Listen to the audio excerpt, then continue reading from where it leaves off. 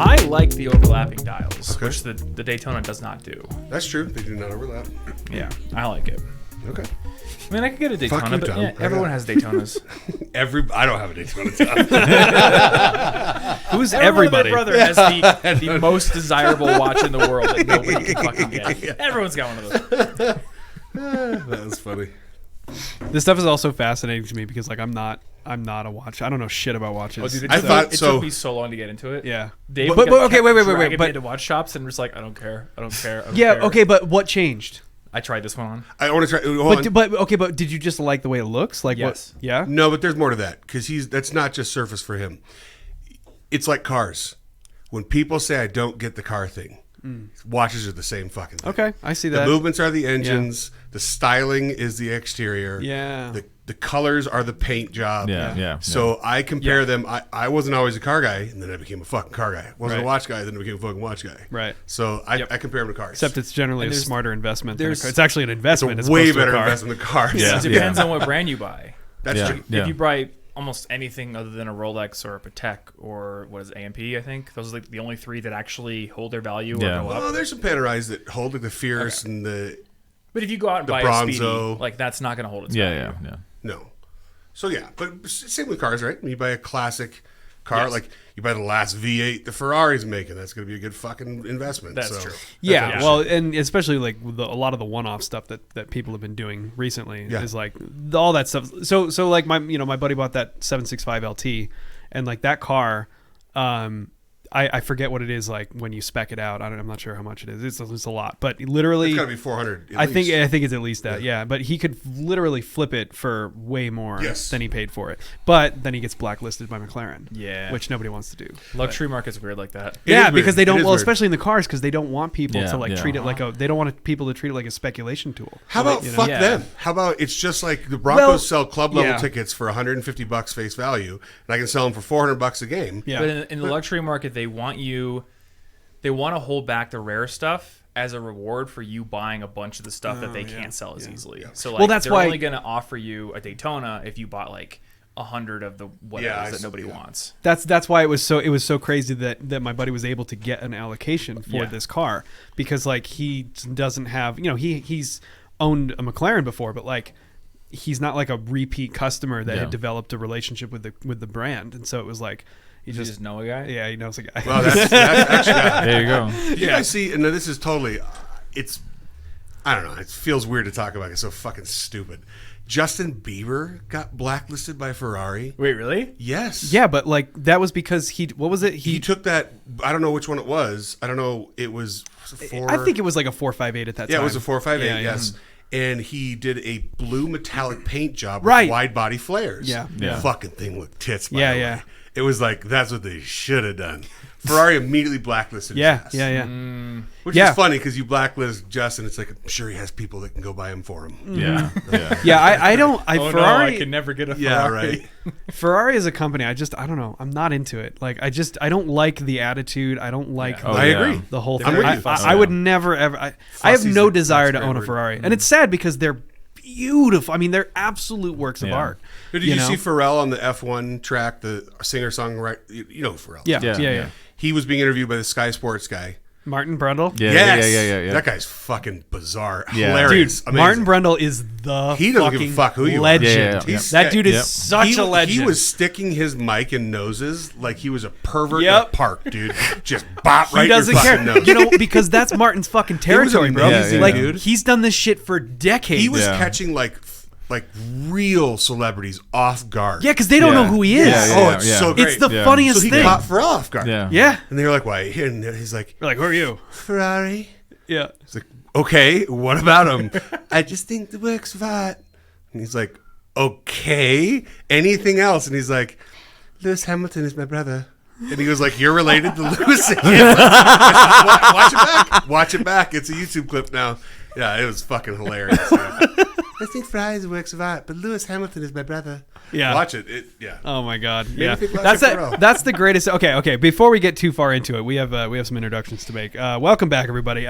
We are joined this week by the newly appointed director of jazz studies at Purchase College. Oh, This is brand new news. Yeah. So Dave was my professor when I was in school, and he went to Purchase. So Purchase College is just outside of New York City. That's where I went and got my music education from, and Dave went there as well. You graduated what, 2004? 04.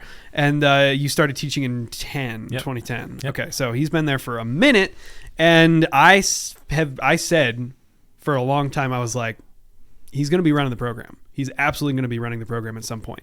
And it just happened like a week ago.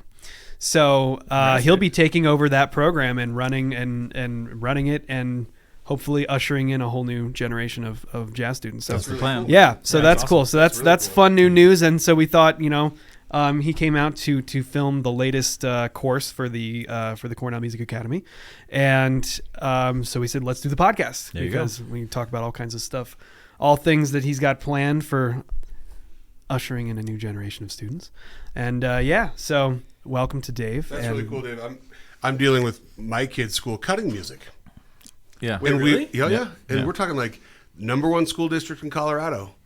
If the number one school district in Colorado can cut music, it can happen fucking anywhere. Oh Yeah, yeah. yeah. Totally. So it's a massive. What's going on? It's like the climate change of school districts, I call it. yeah, everybody's like moving like- away from If the minute you start cutting arts and you start cutting PE and you start cutting all that shit, which is intertwined in my mind, like be scared. yeah. Yeah, our music teacher is taking off because he's becoming a travel music teacher between schools. That's a thing now. Yeah. oh yeah. Because there's not enough time or Holy money. shit! Allegedly, Jeez. right? Like superintendents are making $300,000 a year, but the music Yeah. teacher needs to teach at 7 schools. The fuck does that work? Wasn't all Wow. the Yeah. like weed money supposed to go to the schools? Right, brother? All we Didn't do they is say? I mean, I moved here after all that, but people told me is all the politicians were like, we're going to tax the hell out of weed. Isn't that funny? And it's going to go to schools. yeah, It we're never gonna does. Yeah, we're going to And it did. legalize drugs, and it's going to make highways, schools, and programs better, and nothing. I've seen our happens. highways; they're fucking terrible. They're pretty Terrible. bad. Some of the worst in the fucking I can't drive down 25 in my truck without feeling like everything's gonna vibrate off yeah. of the damn Every thing. time Oh, yeah. I'm on the highway, I'm just like looking, swerving my car so I can go over the Yeah, potholes and destroy it. Sure. It's obstacle course. Yeah. So, well, New York's not any better. Connecticut either. Yeah. Well, my son's band director is there every other week, and he goes. Are you he's- serious? That's fucking I didn't know disgusting. this was a thing. Yeah. So he goes. So he's I thought at you my knew son's that. school every other week, and then he's shared a 3 or 4 schools he goes to.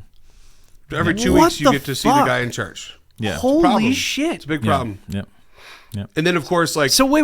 But every other week, I mean, we used to have band every other day. exactly. Yeah. Yeah. So they started. So my son's only in 4th grade. So they started this elementary school band, but it's really just lessons. But the guy comes in basically in the morning, and then that same day he goes to another school and maybe another school, and he does that for Wow. Yeah. Yep. So there's That two, is yeah. bonkers. And where the disparity comes in is, I can afford to do private lessons for all my kids. So I got the people coming for this and for that, and we know them, and it's like, hey, listen, what's up, everybody? What happens to the family that can't do that? Yeah. They Yeah, just yeah. don't Yeah. get to play fucking instruments. Yeah, that's- Period. yeah. End of story. Man, It sucks, Yeah. man. Yeah, dude, that sucks.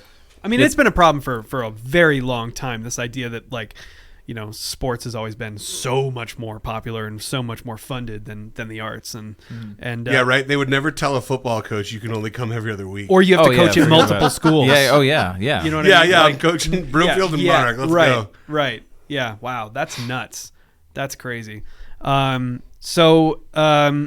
Well, we're going to dive more into that because I want to talk about Sure. all the things that you're going to be getting into at Purchase. But we got to cover a few things first. That's first cool, things, man. That's really cool. yeah. Thank you. No, Thank you. Big dude, deal. and like if you this is such a great thing for the program at Purchase because it has always been one of the best that's like on.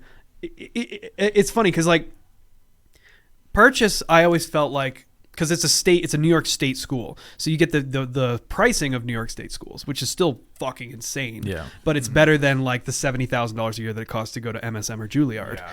and you get a program that is on that level. And it's always had fantastic faculty. It's always had, really great opportunities, especially being close to the city. Like we used to go and with the big bands and stuff, like play at some of the biggest jazz clubs in New York and just have that opportunity through the school. So like it has always been a fantastic program that has been an opportunity for kids to get into something like that and not have to pay these big name prices, Cool. It's great. It's fantastic. So the fact that Dave's running it, it's gonna take it from here to fucking here. So it's a good move. But first things first, we gotta cover the news. Oh yeah, we have to talk about the news. We have some news items that we need to discuss. So I'm gonna pass these out. Who wants to read one? You want to read one? I'll read one. All right. So, yeah. So Tom? What do you got? All right, this one's very serious. Cops fired for ignoring robbery to catch Snorlax in Pokemon Go. Oh, I heard about this. Wait, I know Snorlax. Wait, reread that. I was not following, but not my kids do Pokemon. It's kind of a mouthful of a headline, to be honest. Cops fired for ignoring robbery to catch Snorlax in Pokemon Go. Denied court review.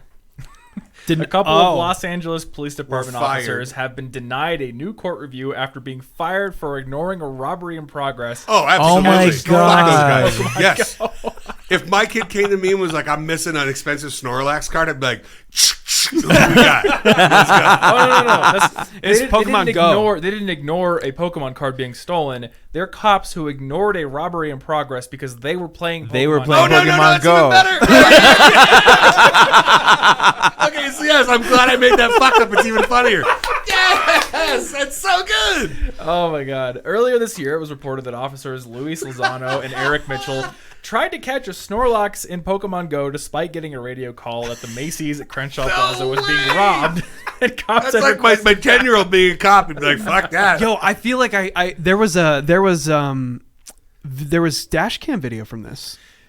Lozano and Mitchell I've seen it. claimed that they never heard the request for backup because it was loud, resulting in their vehicle's digital video system recording being reviewed. Yep. Wow. According to court documents, one of the officers alerted his partner that a Snorlax had just popped up, and for 20 minutes the two discussed Pokemon. Oh my God! Well, they drove to different locations to hunt the creatures.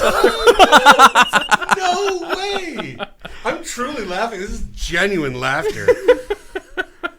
Oh my God. That is the best shit ever. Imagine having to tell that story for the rest of your life. Oh yeah, I was a police officer, but I got fired. Oh, how'd you get fired? Did you commit violence or something? Like, no. I like how he became Canadian. Oh yeah, there was a Snorlax hanging out by the forum there, and we were like, fuck it, Oh fuck I yeah, was bud. a cop, but now I'm a Pokemon master. Yeah. I do live with my mother. That's tremendous. Wow. Oh my God, My that's fuck up was amazing. even better. I thought somebody called. And You was thought they like, ignored a robbery like, of a hey, somebody Snorlax? stole my Snorlax card, and they're like, "Fuck you, nerd," and like left the house. Oh, funny. I didn't realize they're the nerds. Oh my Like, God. better. Yeah. Yeah. Tremendous. Holy I feel shit. like every kid from my generation has a story of like getting swindled out of a rare Pokemon card Or Pog. Or Pog I got wait. I have Yeah. one. I have Yeah? one. So because I have one too. I've got one. So I never did the Pokemon thing when I was a kid. I was into Yu-Gi-Oh for a minute. Okay. So Yu-Gi-Oh was my thing. Now, I had hold on. No, stupid question. Yeah. Is Yu-Gi-Oh hearken to like Dragon Ball Z type shit? It's no, all it's its own thing. well, Okay. it's its own That's what I was thing. But I asking. mean, they're all kind of like a There's an anime, similar, though. Milieu. Genre. Yeah. Okay. Yeah, so- Is that anime? Are they considered anime? There is a Yu-Gi-Oh! Yeah. Well, What do you mean didn't there answer is the a- question? There's a Yu-Gi-Oh! Anime. Right. But also just normal Yu-Gi-Oh. But the then there's show was the show that is an anime. is an anime. Yeah. Okay. It's So pretty sure it is. anyways, but so I was super into Yu-Gi-Oh, and I had accumulated this deck, and I kept it in this like little container. It looked like a mini garbage can with like a flip top. And I remember I don't even remember what the fucking card was, but some kid talked me into trading my entire deck for one card because it was like holographic. Yeah. And I thought that sales. was so cool. And I was like, yeah. I gave him this whole fucking trash can Duh. packed with all my cards, and he gave Wow. me one card. And I think my mom made me go and like give it back so I could get my cards. Did you get your cards back? Yeah. Oh, no, wow, I'd have been wow. like, all sales are final. My story's literally the opposite. Really? Yeah. You dude, did it. You did it. Was it you? You fucking Dark dick. Tom. It's Dark Tom. Actually, it was me the whole time. Yeah. You don't remember me. I changed my face. Dark Tom. The only reason I became friends with you was to get that fucking deck. I know. You got my entire Your mom deck. can't protect you now, got Charles. my entire deck, and now you want the fucking card you gave me. No, I'm taking it. I got swindled the everything. opposite way. Okay. Dude, I had a first edition holographic Charizard. Now, Oh, there's like shit. there's a bunch of versions of them. How much are those worth now? Anna has one. We looked this up because I was going through her collection. I was like, holy shit, you have one. And I'm like, this is worth $50,000. Yeah, absolutely. But there's like different types of first edition Charizards, yeah. and hers is worth $500. Okay. So it's like a first printing of the first edition or a second printing or whatever. So hers is not worth $50,000. I don't know which one I had, but I know I had a first edition holographic Charizard, and some kid convinced me to give him that for a whole deck of cards. That Oh kid's a my little God. baller, dude, for sure. I think I was like 8.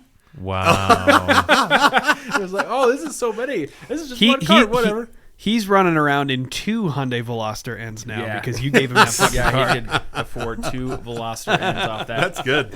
Oh my Actually, god. no. With how much cars cost right now, you couldn't buy 2 Veloster ends. Yeah, For $50,000? No, yeah, no. no, because they're what 30 something. Mine right? was 36. 30. fucking That's it. used. Yeah. Okay, that is fucking crazy for a Right? Hyundai. Yeah. Right? $36,000 for a hot hatch. I mean, like, it's let's it's be real. it's It's the best hot hatch you can buy. yeah. No, it's a Golf cool R car, is but like maybe still, debatable, but we're talking. yeah, it's just No cars. shit though.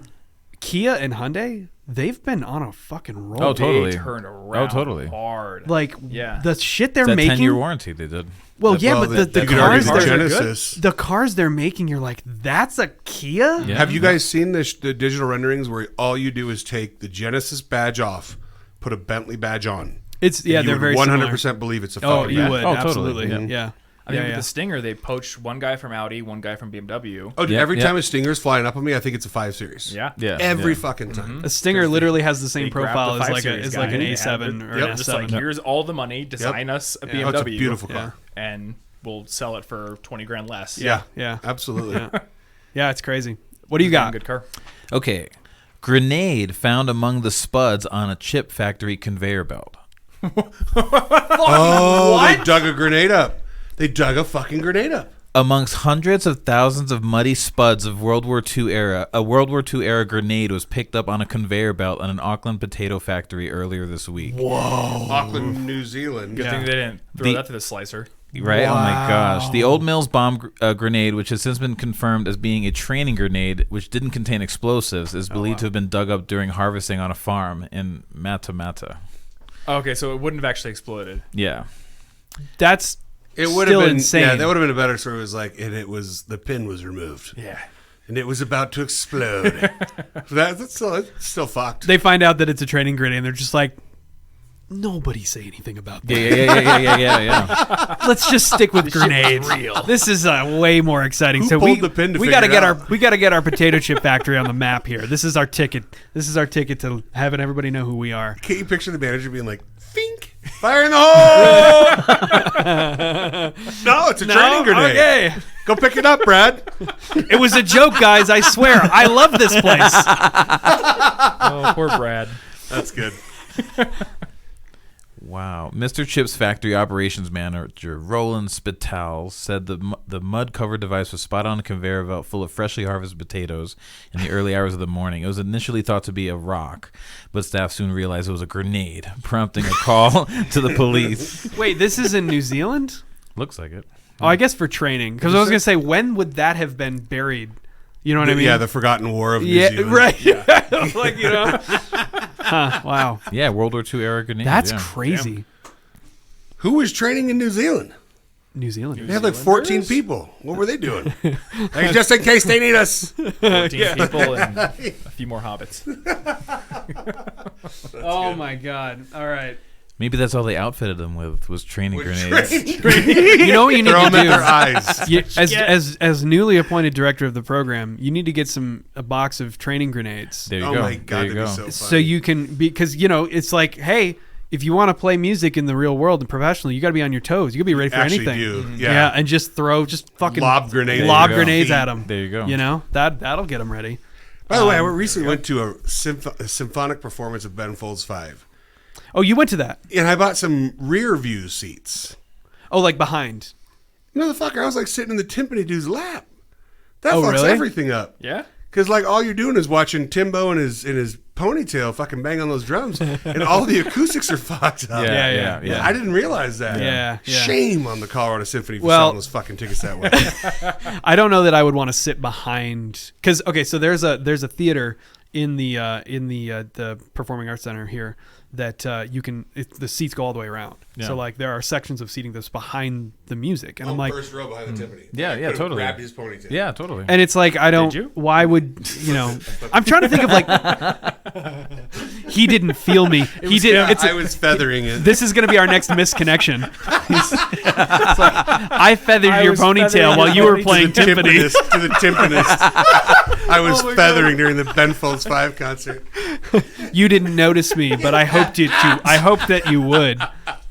That's good. Oh man. Speaking of feathering timpanis, Where is that going?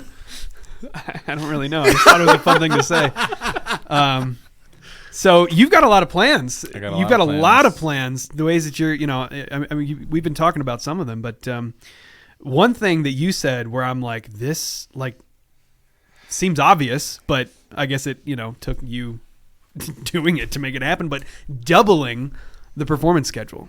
Yeah. Because like, what the fuck, that's the point.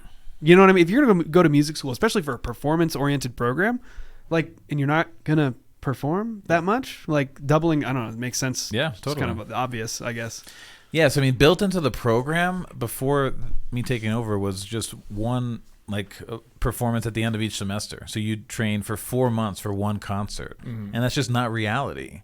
Like a lot of times, like you have a sound check, and then that night is the concert. Let alone like 4 months of preparing for stuff. So I added a few things. One is so we do what's called on-campus performances and off-campus performances. So the off-campus performances are in the city, like at Dizzy's Club at Lincoln Center and Birdland and Midtown, and that's in the spring normally. And the assumption is that that's when the band's the tightest, right? And yes, the band will be the tightest, but it's just, again, not reality. They need to learn how to get tighter faster. So we're going to now do performances in the fall as well for those same things. And then I created this thing called Combo Week because the combos, the small groups, they have to give performances at the end of every semester. And they can do them whenever they want, whenever they want, wherever they want. So it's random. And a lot of times you'll have 5 people playing for an audience of 5 people because nobody knows when it is. That was always it. So like recitals were a little different because that was something that was more like planned and everybody knew like, at the end of your junior and senior year, you're going to give a recital. But combos, that's just a class, right? And so like the idea of performing for that, nobody ever knew that those things were going on. Yeah. And it was literally that. It's like your combo would be bigger than the audience. Like there'd be nobody. Yeah, the goal would be to outnumber the audience. Yeah. Or to not have the audience outnumber the band. Right, yeah. If you achieve that, you've got a packed house. Yeah, so 6 people for a quintet. You were like, sweet. Yeah. So it's a drag to do that. So I came up with this idea. The combos meet every day at the same time. So instead of having these full performances randomly that nobody goes to, let's have a showcase during when they meet. So all the Monday combos play for each other on Monday. All the Tuesday combos play for each other. It's during their normal time, so there's no excuses about, I can't make it, I'm unavailable. No, you're available because that's when that's everybody. Your class. That's your class. Everybody's available. All the faculty are available. So now faculty are at these performances, so the kids play better because now you have these faculty members in the room, and you've got now 20 people in the room instead of 5 or 6. And that's just a start too. Like you can even then promote it beyond that. And well, we had the first year we did it. We had 50 to 60 people at each of those performances. Because it was a thing everybody looked forward to. So it's an improvement from 6. Yeah. Oh yeah. Well, so we have a room called 81. It's this room it's the jazz room for large ensembles, and it's a mess. It's just atrocious. Like there's like junk all over the place. So I went in there and like cleaned it up, and I brought in my own lighting, and I set up all these chairs I stole from the orchestra room. So when you walked in there, everybody was like, "Oh wow, this." They were kind of proud to play in the room again. And word spreads quickly when you do good stuff like that. So we had a good run of it. So that we do at the end of the semester. So now we're going to do that in the middle of the semester, and then at the end of the semester. And so that'll be like, I'm going to call it like Combo Expo, basically. So it's like a showcase, because each combo is really only playing for like 2 songs. It's just to kind of get your feet wet and see where you're at with the other combos. See, like, if you're the worst combo or the best combo. You want to kind of gauge where that is. So then at the end of the semester, we're going to do 2 weeks of just combo recitals, but the same format. It's during that time, so we know everybody's available. Get a bunch of people in there. Get a bunch of people in there. And then there's these composition classes that the kids are writing music all semester, and they don't do any performances. So now those classes are going to have performances. So the graduate composition seminar, they're going to have a performance at the end of each semester. The arranging classes are going to have a performance every semester. So yeah, we're going to go from... It's a lot of like validation. It's a lot of like, getting to see your work like actually put into practice. Yeah, totally. And, I mean, that's huge. That's so big. Like I'm thinking back to when I did arranging in your class, and I'm like, the idea of writing all this stuff and not being able to hear what it sounds like. Because at the end of the semester, and I think it was it the first year that we did this, where at the end of the semester everybody wrote a big band chart, and there was a performance. We did a thing. Yeah, so I took over the class. I think your year was the first year that I took over that class. I think it was. Yeah. So the writing quality was really good right out of the gate. So I said, if we keep this up, I'll put together a concert of this music. Dude, but that was so huge. Like, that single-handedly showed me. By the way, this whole bit is like a plug for Purchase College, by the way. Because needs to transfer from Marymount to Purchase. There you go. Well, and the music programs there are well worth it for sure. But I specifically remember getting to hear that in the like actually performed, like that put this idea in my head of like, oh, like that's not that hard in terms of putting together something that a large group of people are going to be able to perform. Oh, I can actually do that. Because before that, you look at something like a full group and you think about the person that wrote it. Like, you just went to the symphony, right? So think about all the individual parts that were being played, and it's like, who fucking wrote that? Like, who decided what this random ass viola player sitting in the middle of the orchestra was going to play at this exact time? Yeah. And it seems like it's this giant thing that you're like, I don't have any idea where I would even start to figure that out. Right? Yep. That was the thing that kind of went, oh, that makes a lot more sense than you think it would, And it kind of makes it feel like this whole thing is like, oh, I can do that. Like, I could do that again. I feel like I could sit down and write a big band chart based on those things. Yeah. And being able to hear it put into practice, like, what a huge thing, Yeah. I mean, like, you're taking piano lessons. Yeah. The ability to like hear and having the opportunity to perform that stuff, that puts it into such a different context. And it really helps to show like, oh, all that, stuff that I was doing that maybe is not like the most fun, that leads to this. Yeah. And then that's where you get the the satisfaction. And that's where the payoff. The payoff, exactly. It's the same fucking thing with sports. 100%. Yeah. Same thing. Yep. Yeah. Practice, perform. Yeah, absolutely. And some people are better at it than others. Some people are really good in the room, not on stage. Some people are really good on the practice field, not in the arena. It's the same shit. And you know what? It's the same thing in real estate too, isn't it? Absolutely. It's all like everything's. You have to have those opportunities to perform. Speaking of real estate, by the way, we have a new segment. Ooh. Oh yeah, we have a new segment to do. Is it the worst houses for sale in Colorado? This is a brand new segment we're gonna try. This is called Client Nightmares. Okay. So fuck, dude. I don't need paper for that. I don't think we need. So we have a client nightmare here that we found, and we want to. First of all, we want to get your take, and then second of all, maybe you can top it. I promise you, I can. Let's see what we have here. Okay.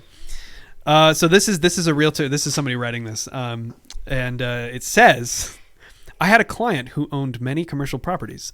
This guy was a trip, crazy old racist who looked like Armenia Danny DeVito. Wow.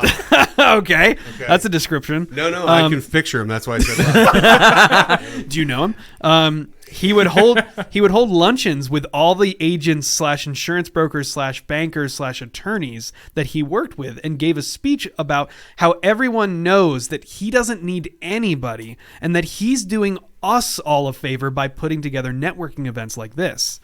His whole family worked for him, and not one of them liked him. Oh fuck! I have the story already lined up. Yeah. They all were glad handing. They were all glad handing until he died, so they could split up his assets. It was very sad. I was an associate trying to get made partner, so I put up with it. A few years later, I got promoted, and within 48 hours of that, I fired him as a client, and I never looked back, even though he does a lot of business in my area. He taught me a lot about how having money doesn't actually mean much, and the value of having good people around you who actually care about you is what's really important.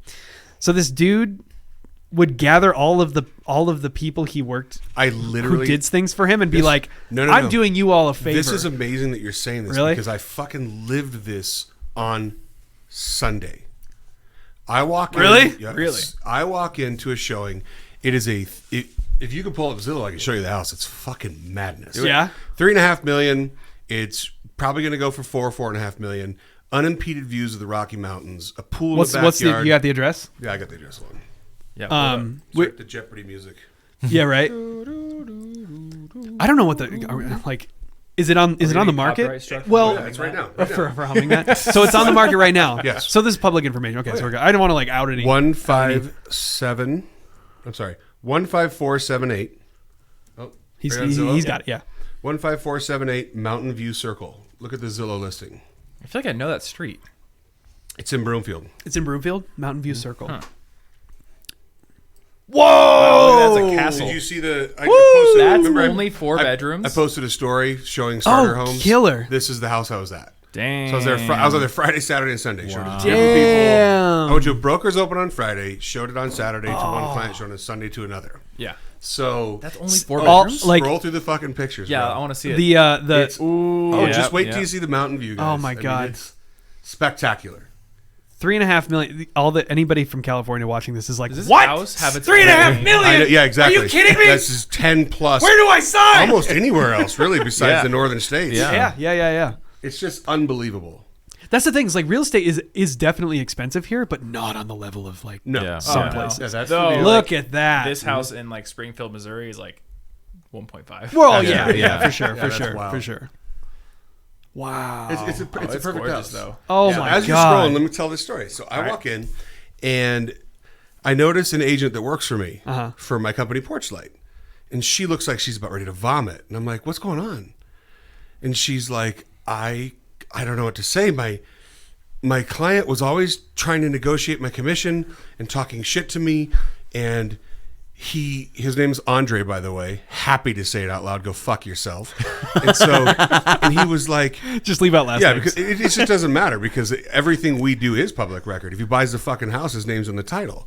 So we're talking, and he calls me and says that I didn't send him this listing fast enough, and I cut her off, and I was like, hold on a second. Why are you here and he's not here? And the listing agent looks at me and is like, oh. This is on Sunday, guys. So 2 days ago. Mm-hmm. And she's a great agent, Pat. She's amazing. And she's like, he lied to me as well. And I'm like, what is going on? Well, her client flew in 2 days before we went active and demanded that he have a showing without his agent to determine if we could come up with a better deal with me and him directly. Even though he said he wasn't represented and he was firing his agent, we're going to come up with a deal because he doesn't need a buyer's agent. Remember, we don't need This anybody. is your listing? Yeah. No, this is... No, we're buyers on this. Okay. So multiple buyer situation. Yep. So remember the guy you were talking about in your story said, Yeah. I don't need anybody. That's exactly what this buyer did from Houston. He has an agent. He's working with her for over a year. She showed him a bunch of houses. He cuts her out of the deal, says she doesn't need her, goes directly to the listing agent, signs a deal with him without telling anybody. And I show up to the house and she thinks she's previewing it for him. And he's already signed on the dotted line for the house.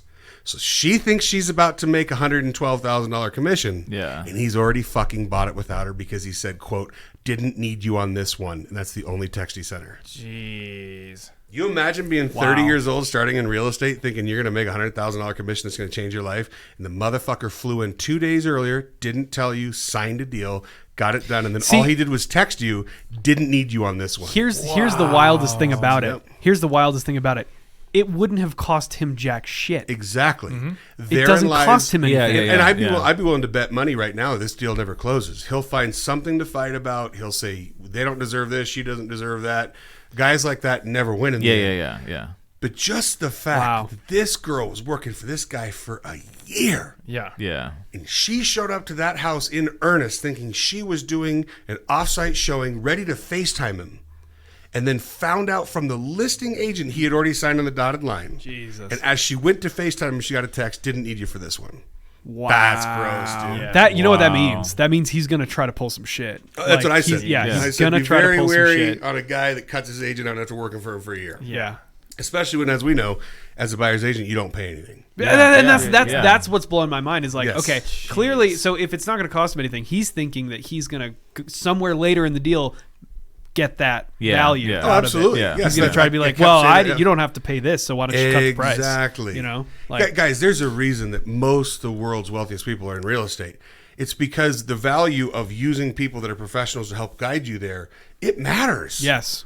It matters. Yeah, if everybody was doing it on their own without a license, they'd be fucking doing it. Right. Yeah. Right. Come on. Yeah. It's I mean, ridiculous. and that was like so clear, like, because for anybody who doesn't know, I met Vinny. In fact, we all met Vinny because he sold us our houses, and did we ever tell a story about the first time? I think we did, right? Oh yeah, that was when like I met you. episode. Yeah. Probably dressed like this. You were basically dressed exactly like you are now, and you were just like, "What's up, guys? Fuck, it's hot out here." But yeah, no. And I remember specifically one time because we sold. Did we? No, we bought. It was when we bought. So we bought a house, and after the whole thing was done, he told me, he was like, "Oh yeah, it went to the lawyers. Like there was like some dispute thing." He was like, "Yeah, they weren't happy. It went to the lawyers." And like I never even heard about it because he just took care of it. And imagine if it would have been your home that you're putting the money down on, that you're trying to buy, you think you're closing this date, and all of a sudden attorneys are involved, you wouldn't have slept for a week. Yeah. But instead I was like, this is Tuesday.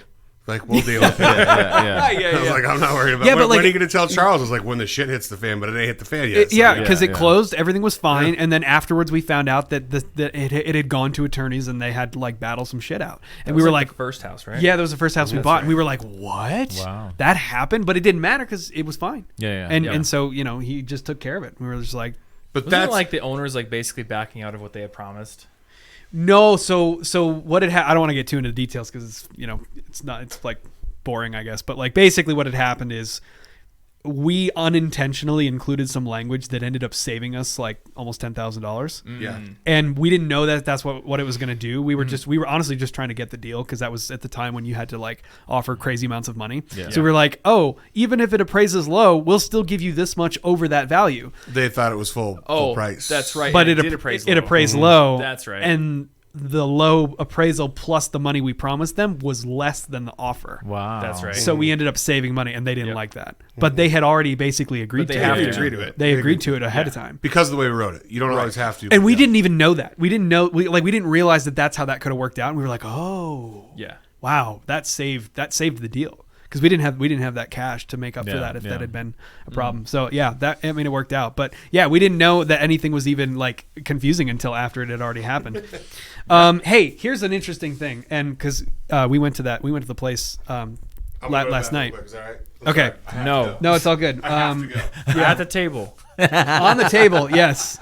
We got a bottle.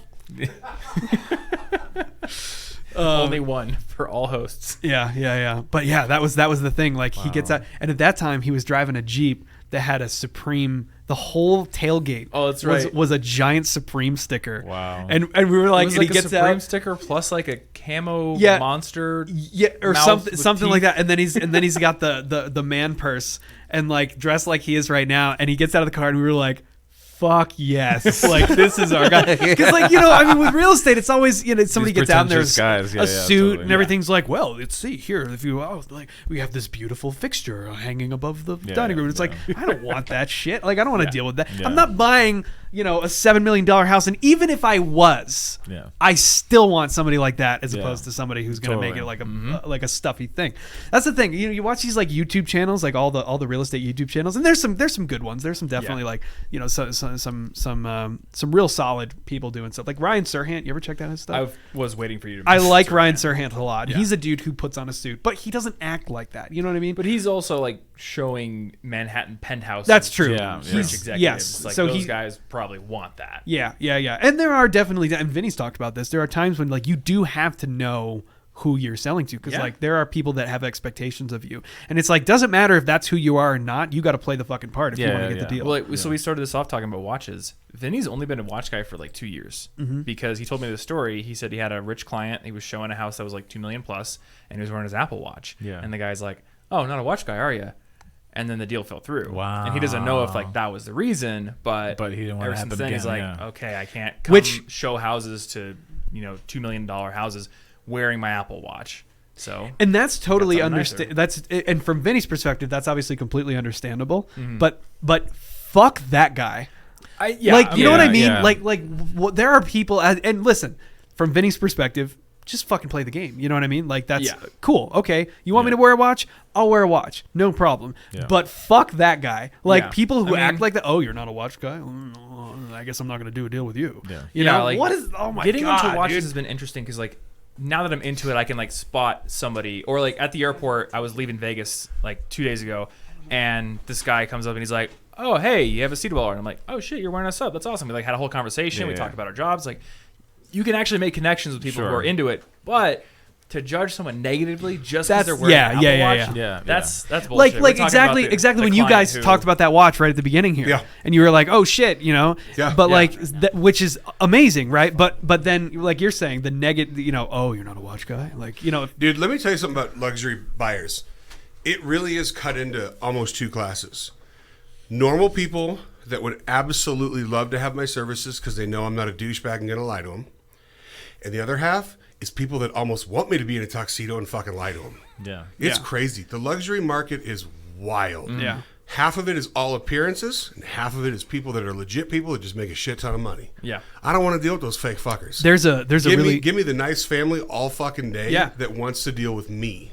Yeah, 100%. And there's a great TikTok page where I forget the name of it. The guy he does these sketches where he depicts people who are like fake rich. And then people who are really rich, and like the fake rich is always like dressed super nice, and they're just like, talking to like the maintenance guy, and he's just like, you be careful around that thing, like don't touch that. That's worth more than your life. That and the really rich guy is just like, oh hey man, how's it going? Like, oh how's your kid doing? I heard blah blah blah blah blah. Oh by the way, there's beers in the fridge. Have at it. Yep. You know what I mean? And It's like true, man. Yeah. See, I feel like if you were truly rich, you had all that money, like literally anything could be broken. You'd be like, whatever. Exactly. Yeah. Right. So why be an asshole to people about it? It's both. It's the richest people I know have respect for the nice things they buy. Mm-hmm. Sure. But would never pick the thing over the person. Yeah. You know what I'm saying? Yeah, exactly. Yeah. The douchebag, either the fake rich people or the douchebag rich people, would literally tell you a bottle of wine is worth more than your kid. Mm-hmm. And the sad part is they fucking mean it. They mean it. Yep. Yeah. They really do, man. Yeah. Vegas is the perfect example of that. Yeah. Like there's a guy in, never forget, Encore sitting there gambling, and this dude's, I mean, it's clear he's pretty rich. Yeah. And but he only has a couple hundred in chips, and I probably have more than him, and I'm playing, and he's out of chips, and he's like, all right, time for another marker, Sam.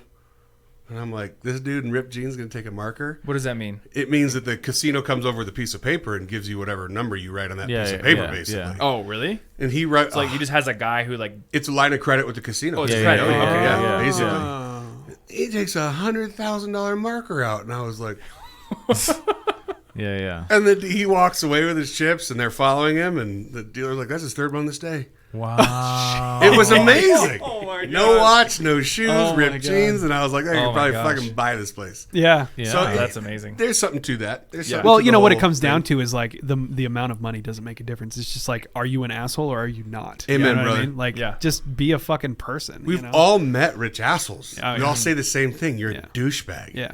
You're a douchebag. Do you think the money changes people or amplifies who they already were? That's Both. the Gary Vee shit. When I both. subscribe to that I think it's wholeheartedly. Money just exposes people. It doesn't really change anybody. It just exposes who they always were. You think it does change people though? I think I've seen it change people from a...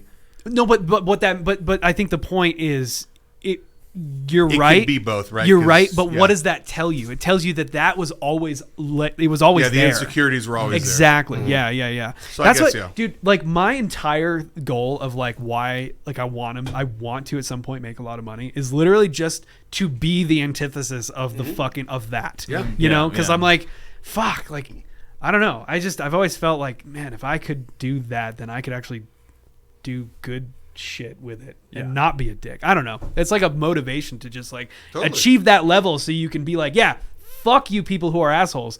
You don't have to do that. Well, like, it's funny you sitting know? in rooms at charity events, and I could be bought and sold by 75 people in the room, and I'm the only one raising my paddle at the auction.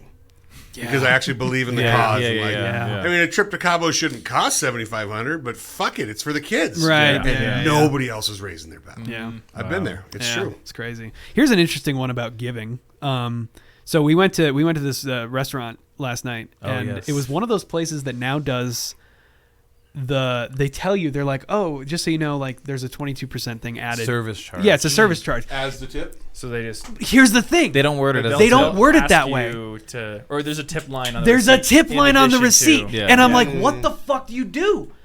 Because That's hard. that's hard because now I'm like, I don't understand. Because Wait, you'd wait. never write 0, would you? It's not hard for me. I don't know if I could. I mean, I'm already gonna tip 20%. If I think it's great, then I'm gonna tip more. And it's If I don't think it's 22%. great, This place was there's 22%. it was Let's sign it. 22%. No, I mean, you would never write in that extra tip line. I'm with you. I don't write anything, I just sign it. You could spit on me, and I'd be like, God damn it, you're only getting 20%. Oh yeah, I've never tipped under 20%. Oh, I haven't Anyone either that in my service fucking sucks. life. Yeah. But like, if it's good, even if it's like, I don't know, it doesn't have to be great. If it's Real good, quick, I'm sorry to I'll interrupt just, you. like, do 20 Quick seconds. story before I forget it. To our points about always 20%. The dude was so stoned at Roma Pizza in fucking Greeley one time. We're sitting there for an hour and a half. The pizza's never come. And we're like, what the fuck? And he's like, oh man, I forgot to put it in, bro. I still threw $10 down and fucking left, dude. Oh my I was God. like, fuck you, dude. I was really hungry. Here's your fucking tip. And I left. Oh my god. Okay, I Oh may my not God. have tipped in that situation. I did too. I promise on my kids' I hearts I just did. did not Oh, get man. the food. I was like, he needs help.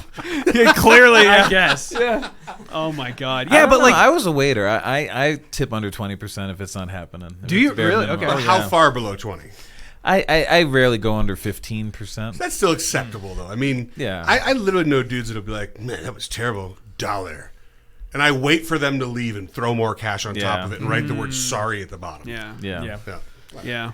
Yeah, no, Because I- on one side, yes, it's their livelihood, but on the other, I've been on the other side where it's not that hard to do a good job on it too. Yeah, Some I people get it that. is.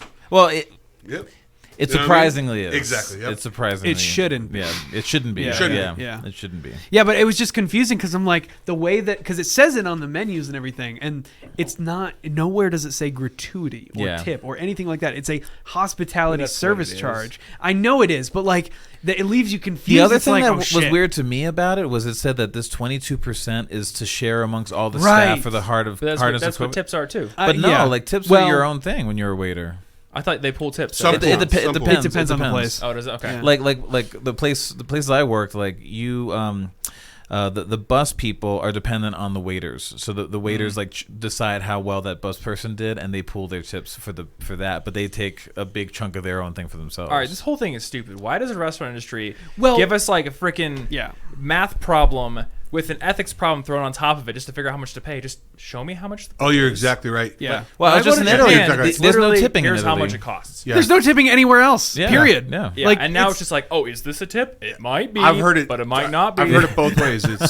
It's because you can pass the cost to the customers, and I've heard it the other way. You have to pass the cost to the customers, or there would be nobody running restaurants because it's not profitable. Well, That's- yeah, the restaurant that's business patently is untrue because you can go to any country in the world that doesn't do tipping, Agreed. and there are plenty No, of restaurants. I'm with you. I'm with you. I don't understand it either, but it is what it is. It's just a justification they use to keep doing it because it lets Eh, them yeah, it's- basically pass the cost to us. now and not have to pay. This is interesting because somebody who has experience doing this, I can remember back in my hometown there was a restaurant that tried to go to something like that. They tried to switch over to a no tipping automatic thing added, and everyone freaked out. Because and now you're telling me what to do. well, It not doesn't only work that, when but you're the outlier. but a lot of the wait staff also didn't want it because they were like, we'll make less money. Yeah, I agree. You know what I mean? So they were straight up like no, we don't want that because overall, most people, the average is like whatever it is, maybe if it's 20%, whatever. Yeah. But like they were like, no. Yeah, we don't want that. I was a sophomore in high school. I was a waiter. I was making $400 a weekend for working Saturday night and all day Sunday. As a sophomore in high school, Jesus. As a sophomore in high school, great. That's great. Yeah. I bought my first car that way. I bought my saxophone. Dude, the first thing I bought was Coke. Steak dealer. My first $400 weekend. I bought the Nike Air Max 95s. Hell yes, you did. In 95. That was when that was. And he has a room in his house, in his basement, where there is nothing in this room except for the entire floor is pairs of shoes. There you go. The whole fucking Sneaker thing room. is you can't walk through it. Yeah. It's all shoes. And I would have done the same thing with my $400 too. Yeah, so I spent half on the Air Max 95s. I kept the other, and then I bought my half GTS in 95. And they were $200 in 95. Yeah. Nike's always had a scam, bro. Holy shit! Yeah. I didn't know that was a thing. Yeah. Oh yeah. Yep. The shoe Oh game, my I don't God. understand that. That's the thing I don't understand. Dude, I have no fucking idea. Yeah. Check it out. I still have them, and I'm so mad because they were that first generation foam that like disintegrates. Once the So I oxygen can't gets in, wear it them. turns yellow and fucking peels So out. I got to go get them restored. Yeah, you should. Yeah. There's so companies that do that. I'm gonna do Wow. that, but but yeah, I used to make like $20 tips on $30 meals and stuff. Like I that's what I loved about that job was I started as a bus person. I made like $50 a night or something like that, and then I became a waiter. And the more you worked, the more money. It was like instant gratification of your effort. Yeah. Oh yeah. So I wasn't planning on it, but it was such a great job because I had to figure out who to be for everybody. So like it was at this place, this Irish pub that had great barbecue, and so some people are there for food. So then I'm the food connoisseur. I'm like, oh, you're gonna want this on the menu. They make this great, blah blah blah. Some people are there for fun, so I'm like the fun waiter and cracking jokes. Some people are there to get their drink on, so I'm like quick with the drinks, making sure that everything, just all of that. Just had to figure out who to be for everybody, and it was great. Every night was a challenge of that, and I made $400 a show for it. You just sparked something in my mind about the whole drink thing. It is impossible to binge drink in some European cities, and I say that like kind of like lighthearted, but like when you go to get your drink on before a soccer game, and they're not working for tips. Good luck getting more than one drink every 45 fucking minutes. Interesting. Yeah. Yep. And then you go to the bar and they tell you to fuck off and sit down. Yeah. Really? Yes. Wow. And I found that. I've been to Europe a ton of times. That's an interesting and every point. time I'm like, babe, like it's almost like we need to like not go to the restaurants to get our pregame on before the games. Like we're trying to go to a Champions League game and we can't get a drink. Yeah. It's like they're not working for tips. It's like it's almost as if we should like offer an additional payment over the amount of money that it costs. It's so funny because it's like you know me because I was like, will you do it for 20? And they're like, fuck you. And I'm like, oh my god, yeah, that's an interesting thing that I wouldn't have thought about. Contractors, what's that? like offer a contractor more money than they usually get paid, and they're just like, nah. Oh, dude, that happens all the fucking time, dude. Yeah. All the time. But that's surreal that you just made the point of why the tipping is better for service. Maybe not bottom line, but better for service. Yeah, totally. Better. Well, the other thing that's interesting about that too that you just said is like, and this is something I remember very, very clearly, very vividly about school, is like you just talked about understanding the situation and understanding like who you need to be in various things. That's literally what he talked about in the context of like growing a business in music. He was like, you need to understand who you're talking to. Like you need to understand the musicians that you're trying to work for. Yeah. And like even the shit like and they talk about this with things like interviews and for jobs and stuff. If the guy that you want to play in a band with is like a crazy Yankees fan, then fucking learn something about the Yankees. 100%. You know what I mean? Yeah. Like I used to watch Sports Center just to know what all the sports fans were talking about. I wasn't into sports, but I would practice watching Sports Center because it started at 6 in the morning and it goes on loops. I would just like in the background, I'd be hearing about like these plays that happen, and at the gig at night they talk about it. I'm like, oh, that shit was crazy, blah blah blah. And I didn't have to watch the whole game. I just saw Sports Center. Did you accidentally become a sports fan?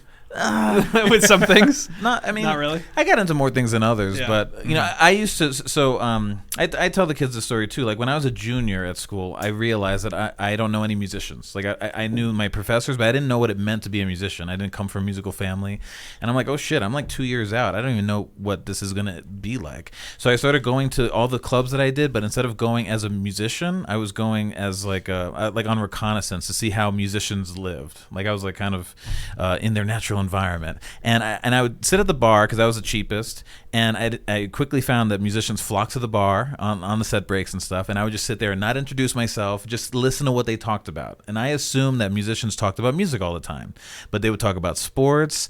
Some bands talked about fashion. Like Roy Hargrove's band was all about like, you know, what shoes do you have, what suit are you wearing, all of that stuff. And like Darcy James Argue's band was into CrossFit and like granola and all this shit. and so finding out what different things we're into, and you have like a running list going. Oh, like, totally. So I would know. This I would know. subject, Like if I went yeah. to if I had Jimmy Heath, like even just a rehearsal, I had to look sharp. Like just a rehearsal. Where like Darcy, that didn't matter. What was it? Is there a story? Somebody who fired somebody for being better dressed? Was that Roy? That's Roy. Did that? Yeah. You couldn't. Well, Really? Sort of. So of. it's an urban myth. It's Jason Marshall, and Jason said that he got out of the band because he dressed better. But the reality. Tremendous excuse. Yeah. Whether or not that's actually the case. But right, you couldn't outdress Roy. Roy was one of a kind in that. Yeah. But So where is Purchase located? it's in White Plains, basically. Just north of New York yeah, City. so it's by Westchester. Rye. Yeah. Yep. So I'll be in Rye in 2 weeks. Okay. I'll come say hi. Yeah. You'll be there. Well, we'll meet up, but school's out of session. But I'll come visit you because I'm going to be there all the time now that I'm running the thing. I got to go like That'd be great. coordinate a bunch of stuff. Okay, we have another new segment we got to try out here. So this is so for years Jake has he's written all of our fake misconnections. He's written all of our bad music advice, and it's clear that dude can write. And so for years he's had these things. I like Jake's creepy reach. He's like he looks away and goes, Yeah. It's like, no, yeah, I got you. Jake's creepy reach. Don't open this yet. Don't open this until. I'm just trying to figure don't out open if it's this like until it's your turn. subtle shame. Yeah. Like, So these are. like the guy is like giving a read number. it. Just read it. Just take it. So this is a segment we're gonna call Jake's Thoughts of the Day, and this is just these are just random. is this just shower thoughts? shower thoughts from I'm into this. Jake? Or poop thoughts. Poop thoughts. Poop thoughts? I like that better. It's poop thoughts. Okay, here we go. I'll start. Pooping and pondering. In a leap towards inclusivity and Wow, why can't I fucking say that word? In a leap towards inclusivity and equity, Victoria's Secret has changed their name to Women's Secret. The decision came after months of deliberation after public pressure from various human and women's rights groups urging the company to expand the secret from all women, not just Victoria. That's pretty good. While acknowledging the move as progress, various human rights groups and political organizations say it's not enough and are calling for the name to be expanded to People's Secret.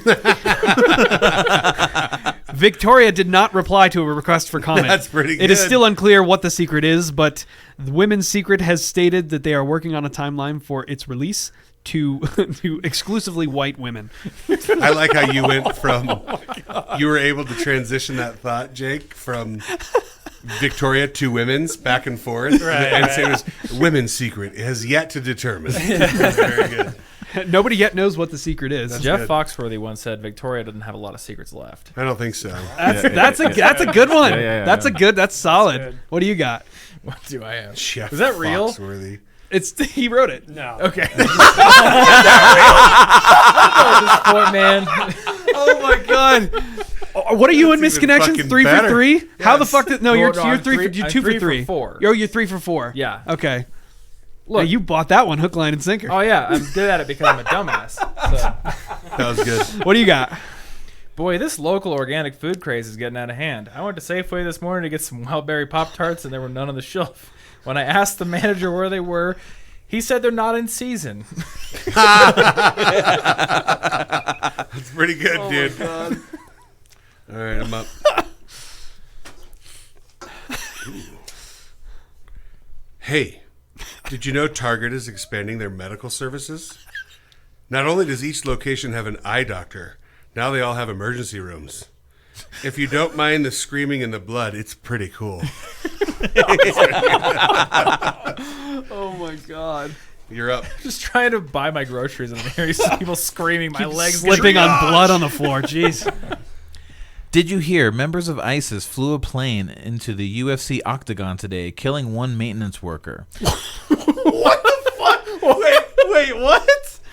Members of ISIS flew a plane into the UFC octagon today, killing one maintenance worker. National security experts believe the terrorists were targeting the Pentagon, but got the shapes mixed up. Oh, that's good, dude. That's good. Oh, no. ISIS issued a response on Thursday stating that the attack on the octagon was completely intentional and their plan went flawlessly. They went on to say that they will be targeting several other U.S. landmarks based around shapes in the following weeks. Places like Columbus Circle and Washington Square Park have been put on high alert. That's good, dude. I like that one. Oh, man. The octagon and the pentagon. What the fuck goes on in your brain? I have no idea. Oh, God. Maybe All they right. could target the Moving on. We have this is we thought with Dave here and now being head of the jazz program at Purchase, we have to give him some advice. Okay. So this is the latest edition of Bad Music Advice.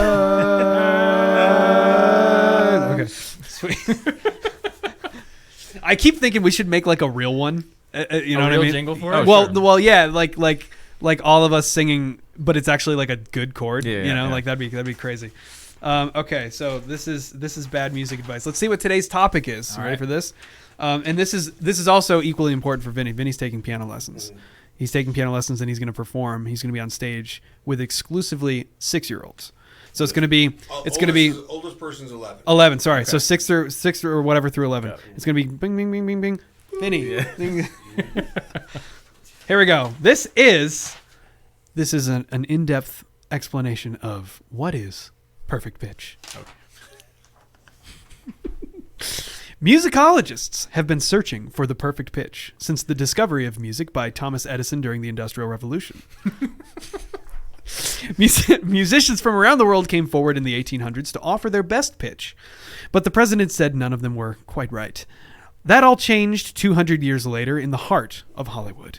Perfect pitch was finally discovered by accident in 2012 during the filming of Pitch Perfect. Anna Kendrick was singing during a rehearsal when co-star Rebel Wilson burst out, "There it is! That's the perfect pitch!" Everyone within a 10-mile radius of the film set stood up and clapped for 2 hours straight for this musical breakthrough.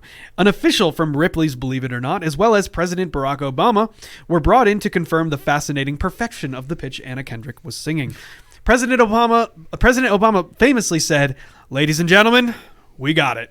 Oh my God. That's pretty good. And Anna Kendrick was given the Medal of Freedom. Many losers will claim that they have perfect pitch, but Anna Kendrick is the only confirmed case. Many of these charlatans think that perfect pitch is being able to identify the pitch of any note, which anyone can do. But there's a big difference between being able to point out the perfect pitch and producing the perfect pitch. Unfortunately, the producers of the Pitch Perfect series tried to extort Anna Kendrick's abilities with a second and third movie, and the ratings went into the toilet because of their greed. It is a dark secret kept by the Hollywood elite that Anna Kendrick has performed vocals on every record produced since 2012, because her pitch is so perfect. The world is awaiting her own album of pure perfect pitch, which will bring everyone to their knees and finally unite this crazy, crazy world. Amazing. Amazing. She's on every record. You want to read the second one? Sure. 2012. Everyone. All of them. Yes. All the Cannibal Corpses. Yes. Yep.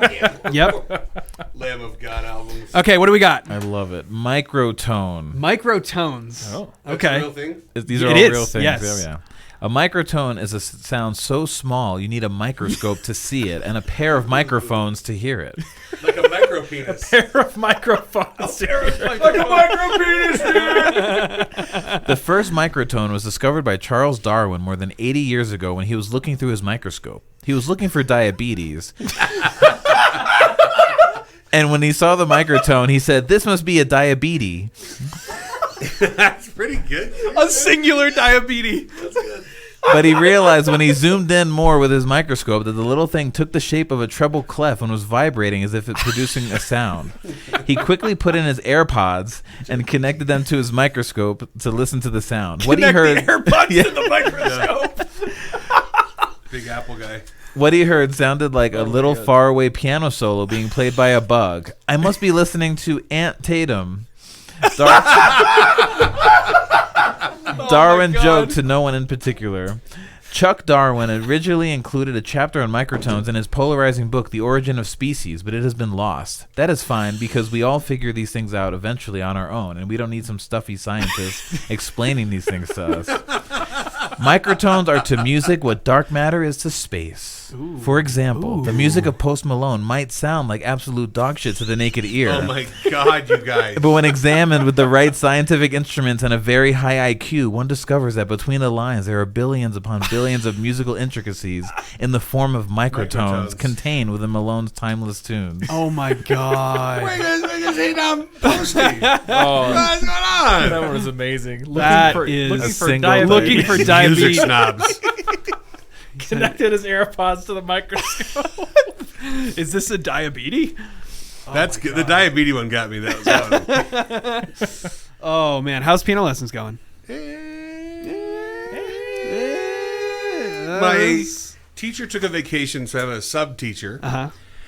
And my whole thing was fan of the channel. You said. What's that? Fan of the channel? Oh, big fucking fan. It's Killer. super hot. All right. So yeah, I was like, hey, not good.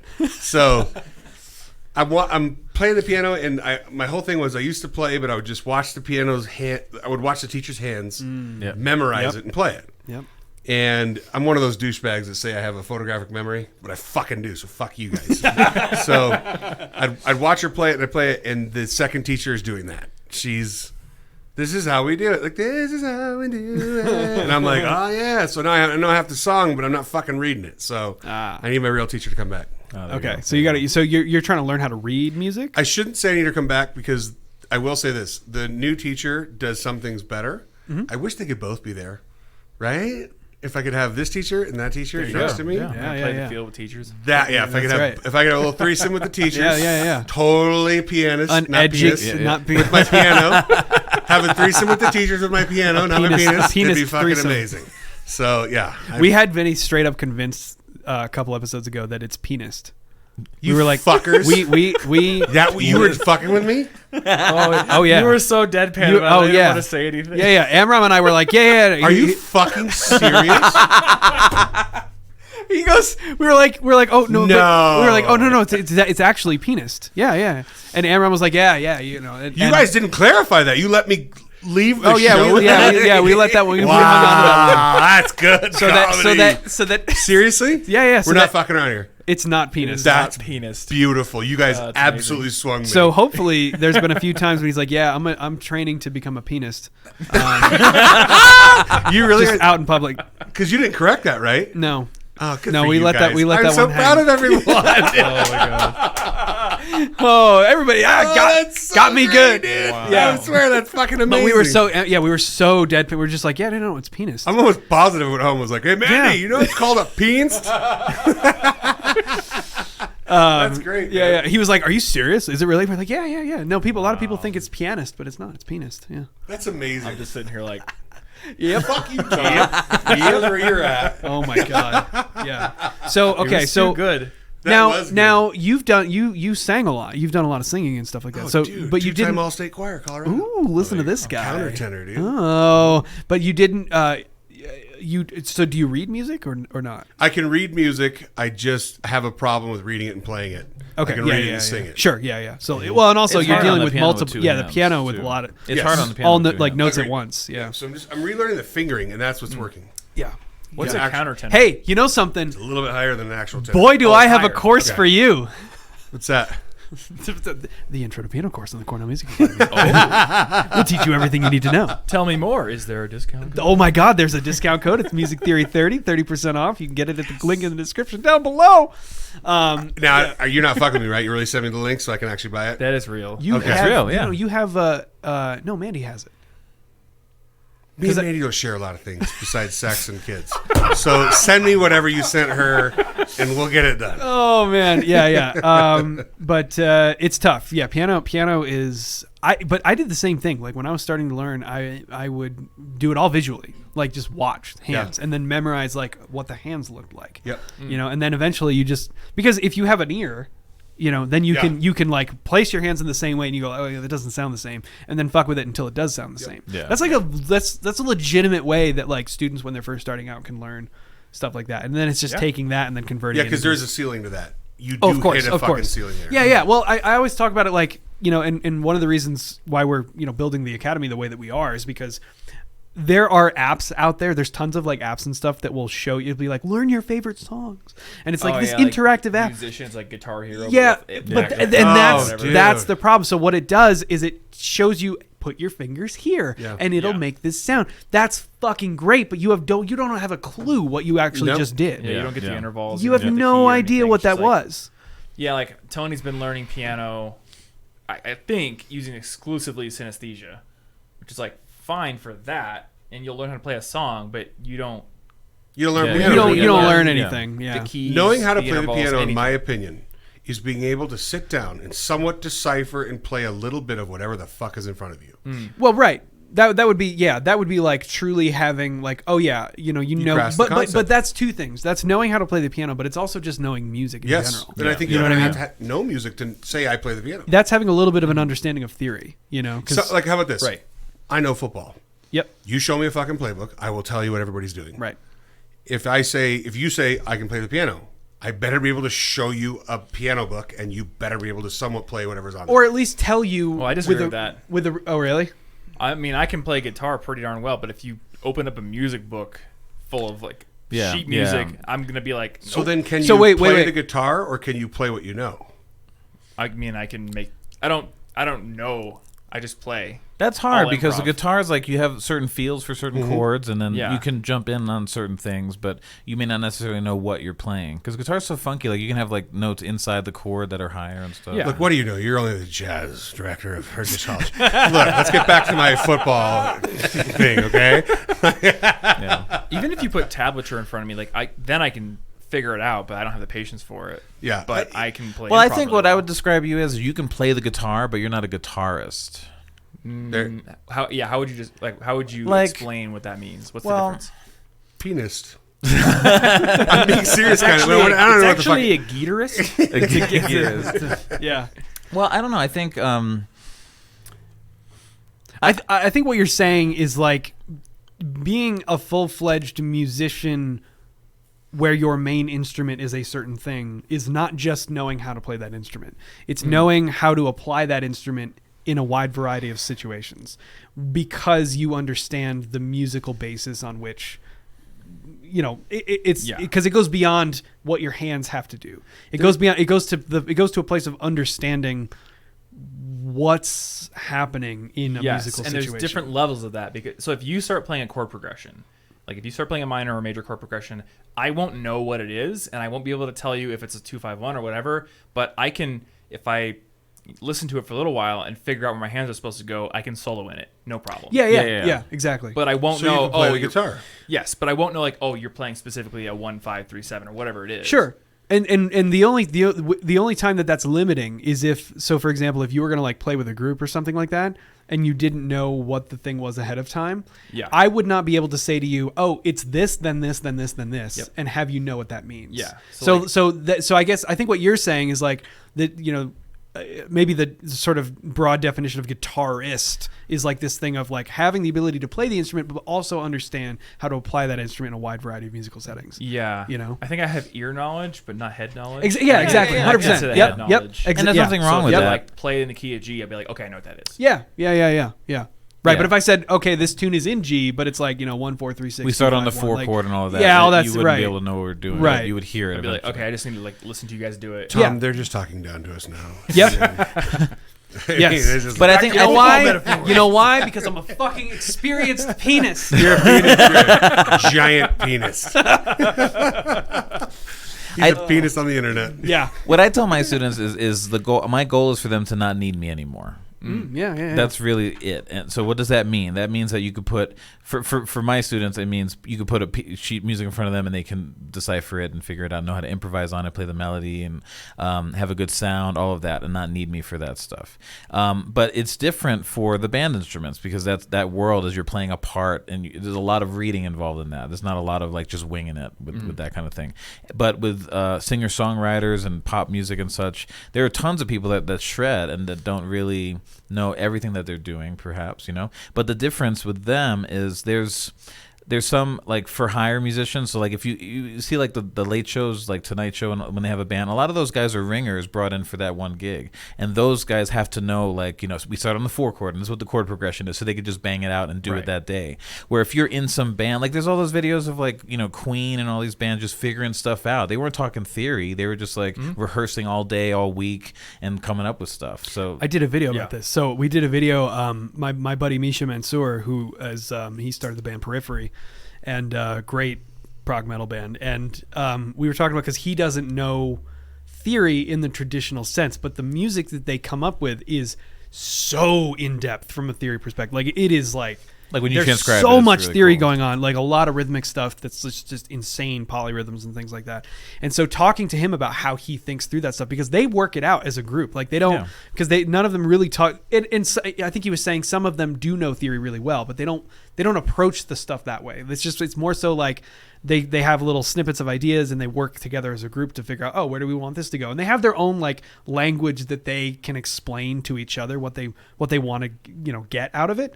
But it's not theory. It's not music theory that they're using, this universal language that like we know really well, because in our worlds you have to have that.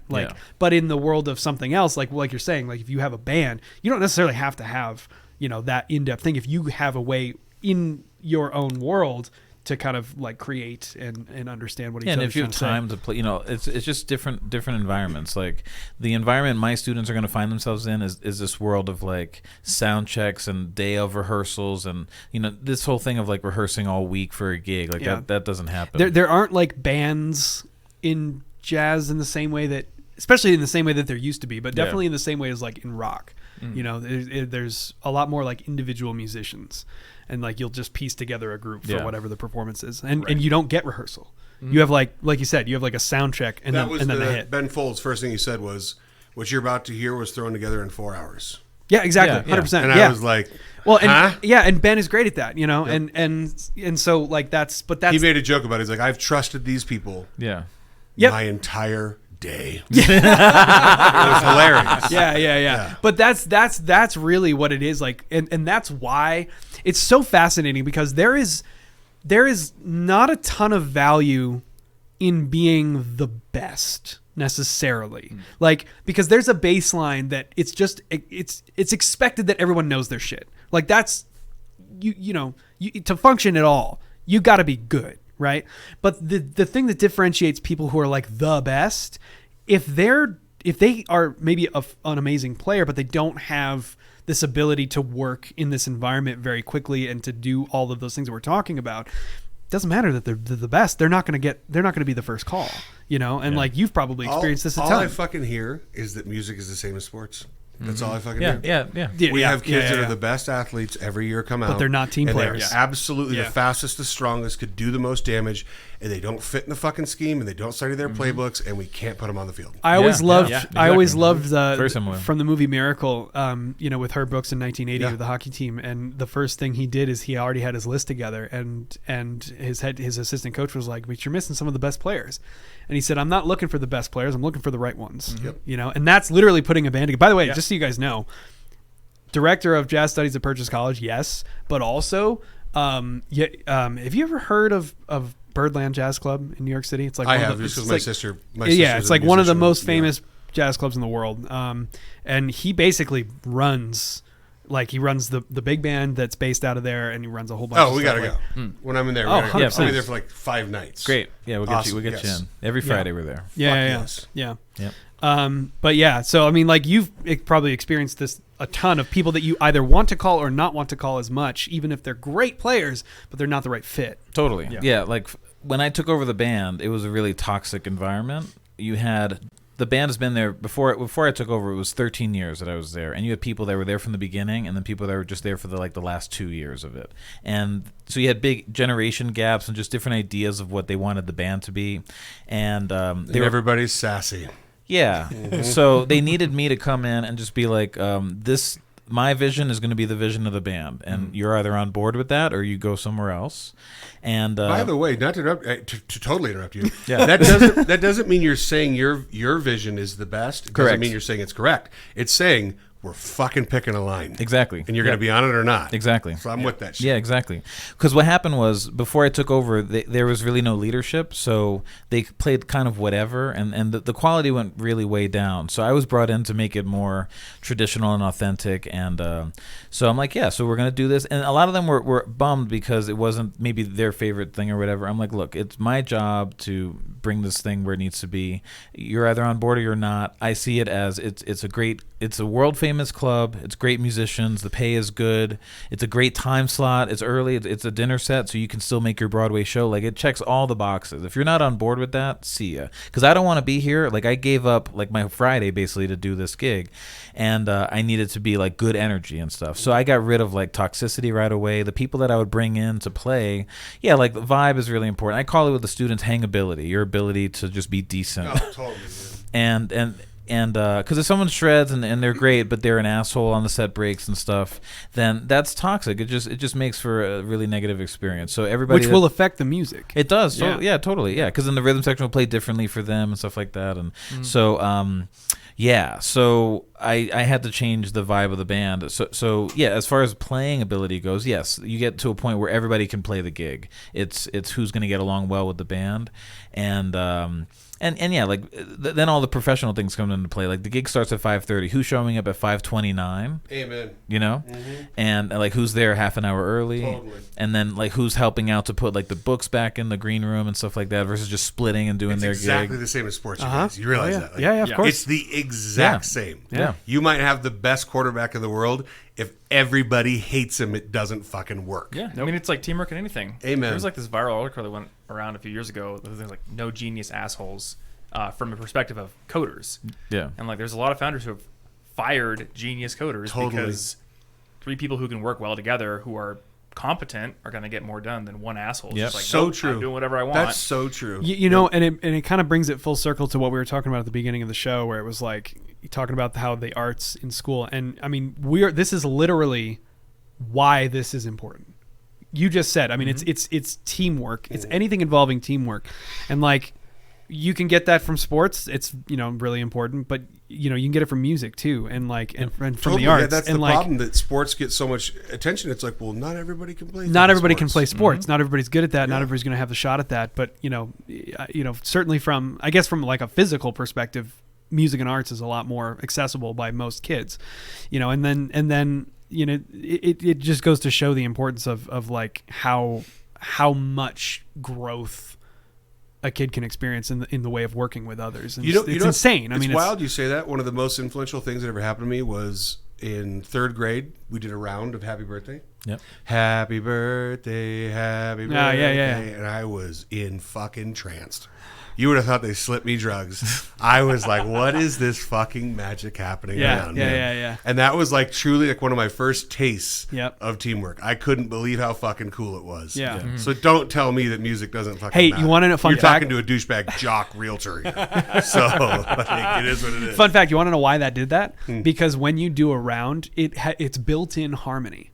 So like Yes. it's a built-in way to create chords, like and for some, why do you know this? Why is it that the human voice harmonized has almost more power than anything else? Oh, it's Why interesting. is it so powerful to hear human beings guttural, dude. voices harmonized as opposed to instruments? Maybe you don't even. Maybe that's not even a perspective I don't you have. know. I don't know the answer to that. Yeah. But it's pretty amazing. I mean, it's similar. I guess it would be the sound of an orchestra versus a jazz band. Like a jazz band can sound like very tense, like textures and such, where an orchestra could just play 3 notes and it just rings. Like there's so much overtone in the sound. So I don't know, maybe it's overtone, but something about like where the sound is coming from too. It comes internally, and it's versus an instrument is all external. Yeah, I think you just nailed it. Yeah, there's just something special about human voices. You know what I mean? Like especially harmonized. Wired to respond. Maybe. To human voices. There's probably something. Have you guys noticed like that Studio A24 who's doing that movie Men? I just saw it in the theater at noon yesterday. I was the only person there, but like almost the whole soundtrack is entrancing harmony of human voices. Really? And it's really? Fucking terrifying. Really? Whoa. You're like, I wish they'd stop. Yeah. Is it a horror film? It's a horror, thriller, paranoid. Whoa, okay. It's great. Like A24 is the shit. They did Midsommar, Hereditary, Uncut Gems. Uncut Gems. That movie. Gems. Oh, the soundtrack to that movie and the sound design. Bobby was Krillick, man. Impressive. Wait, that's what? A24. Wait. In which one? Uncut Gems. Uncut Gems. Yeah. Okay. I was just sitting there like, this movie is incredibly well made. Also, I wish it would stop for a second. Yeah. Well, and also it doesn't stop till that gunshot happens. Oh, spoiler alert. Yeah, exactly. Oh, and you're like, the I other, won't watch right. And the other thing that's incredible about that one too is how they intentionally had just all this talking over each other. Anxiety. Like, exactly. And that's exactly what that movie's fucking amazing. Oh my god, it's great. It's a great film. And when I used to be addicted to sports betting, I felt a lot like that dickhead. Oh really? Oh yeah, because that's the life, did you have a problem at some point? Legitimately, really? Sports betting problem. Really? Yes. How did you hurt my family's bottom line? Sports really? Betting. Yep. And now I don't fucking gamble on sports anymore. Yeah. That's fascinating. Oh, dude, if you want to talk about any drug in the world, win a big bet on a game. Sure. And you feel like you made that shot. Yeah. And you're like, and then what kind of volume are we talking? Like what kind of amounts? Like a lot of money? Or I'm hoping my wife doesn't support me enough to listen to this. The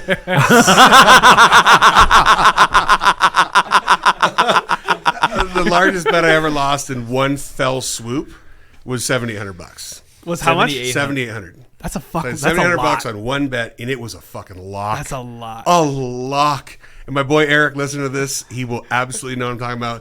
It was a fucking Pac-12 game, and those fucking Stanford Cardinals can eat my shit, dude.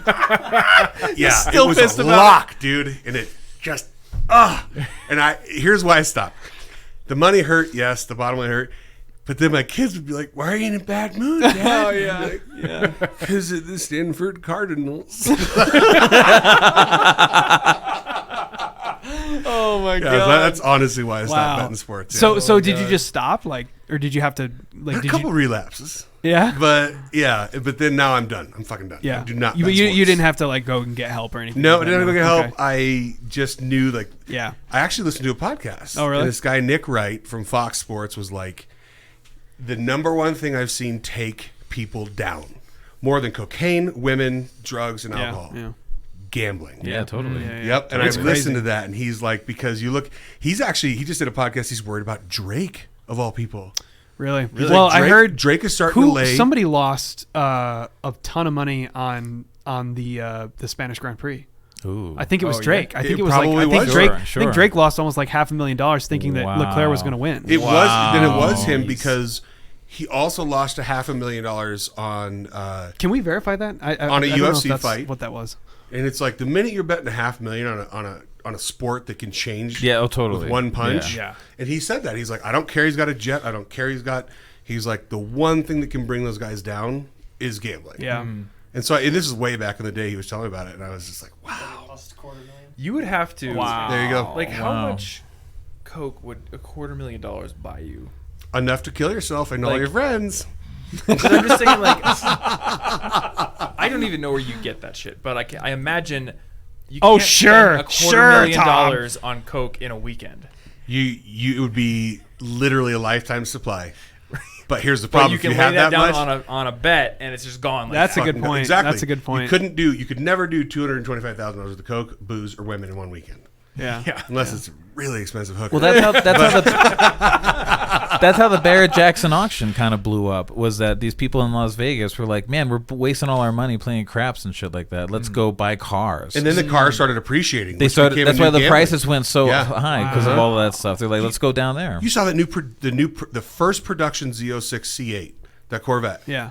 1.2 1.2 million at Barrett No, Jackson's. are you serious? Yes, dude. Yeah, the new Supra, the first Supra off the line in the U.S., $1 million. Holy shit.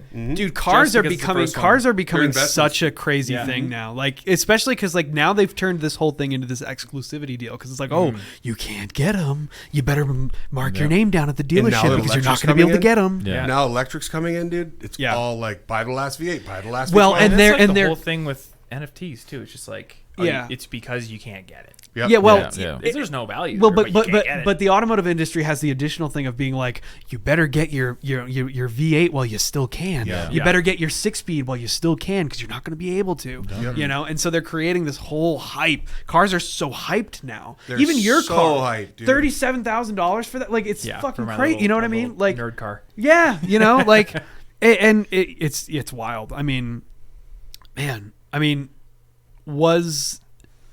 was the sticker on the X6 different than what you ended up like? Was there a dealer markup, or was that car not super? No, it was a dealer markup. It was like 136 sticker, and I think I left the dealership 145 plus. Okay, so that's not like insane, but like the new 911, like the new GT3s, the 992s.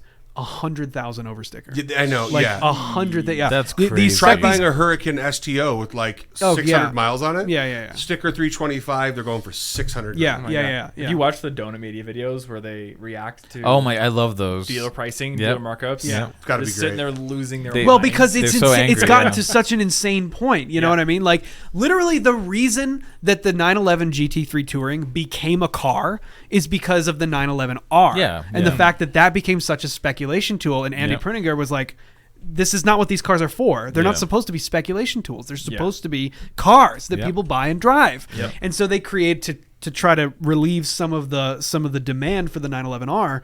They created the 911 GT3 Touring, and that car is now a speculation tool. It seems like totally. because you Yep. can't get them for less than 100,000 over sticker. It's fucking crazy. Yeah. It's just insane. But this is going to start happening to Kia. It's going to start happening to Hyundai. It's going to start happening to shit that you're like, why would anybody be that desperate to buy that car? But because dealers are being like, you better line up because you're not going to be able to get them. Or we only get it's hard to get those. We only have a certain allocation. It's like, okay, yeah, of course. Yeah. Now you're going to just tack on whatever the fuck you want because you can, and somebody's going to pay it. Yeah. It's just crazy.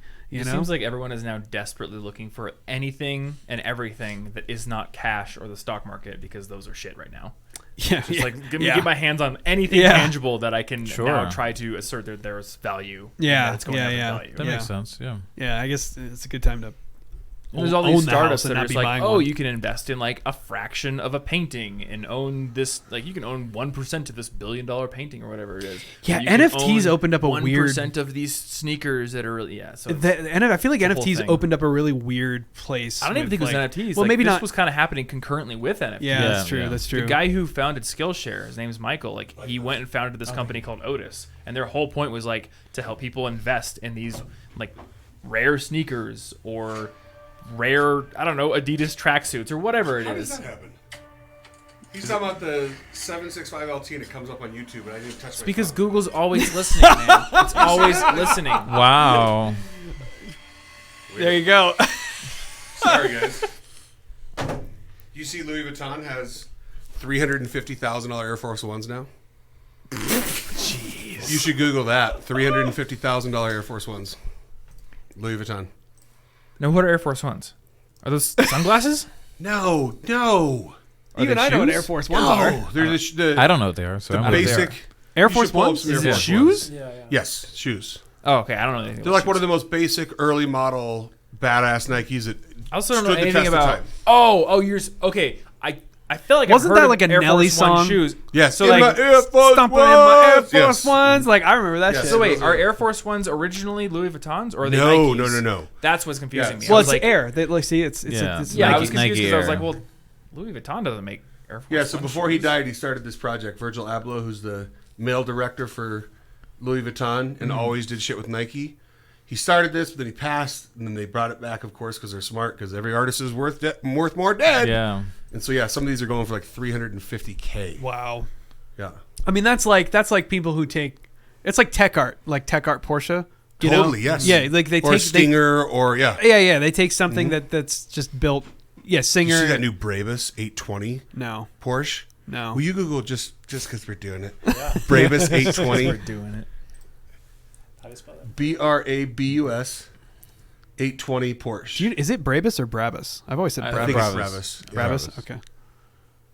Yeah, right there. It's a Turbo S. Brand new. Whoa. That is a Good beautiful. God. 820 front bumper. horse. So all they did was build new turbos for it. That's it. Yeah, They didn't. yeah. Really? New ECU mapping and new turbos. That's it. And new exhaust, I guess. Is the Turbo S a 4.0? It's a flat. Well, yeah. 4.0, yes. 4.0. Okay. Yeah, look at Are that. there any other angles of? Oh yeah, let's see. Let's see this thing.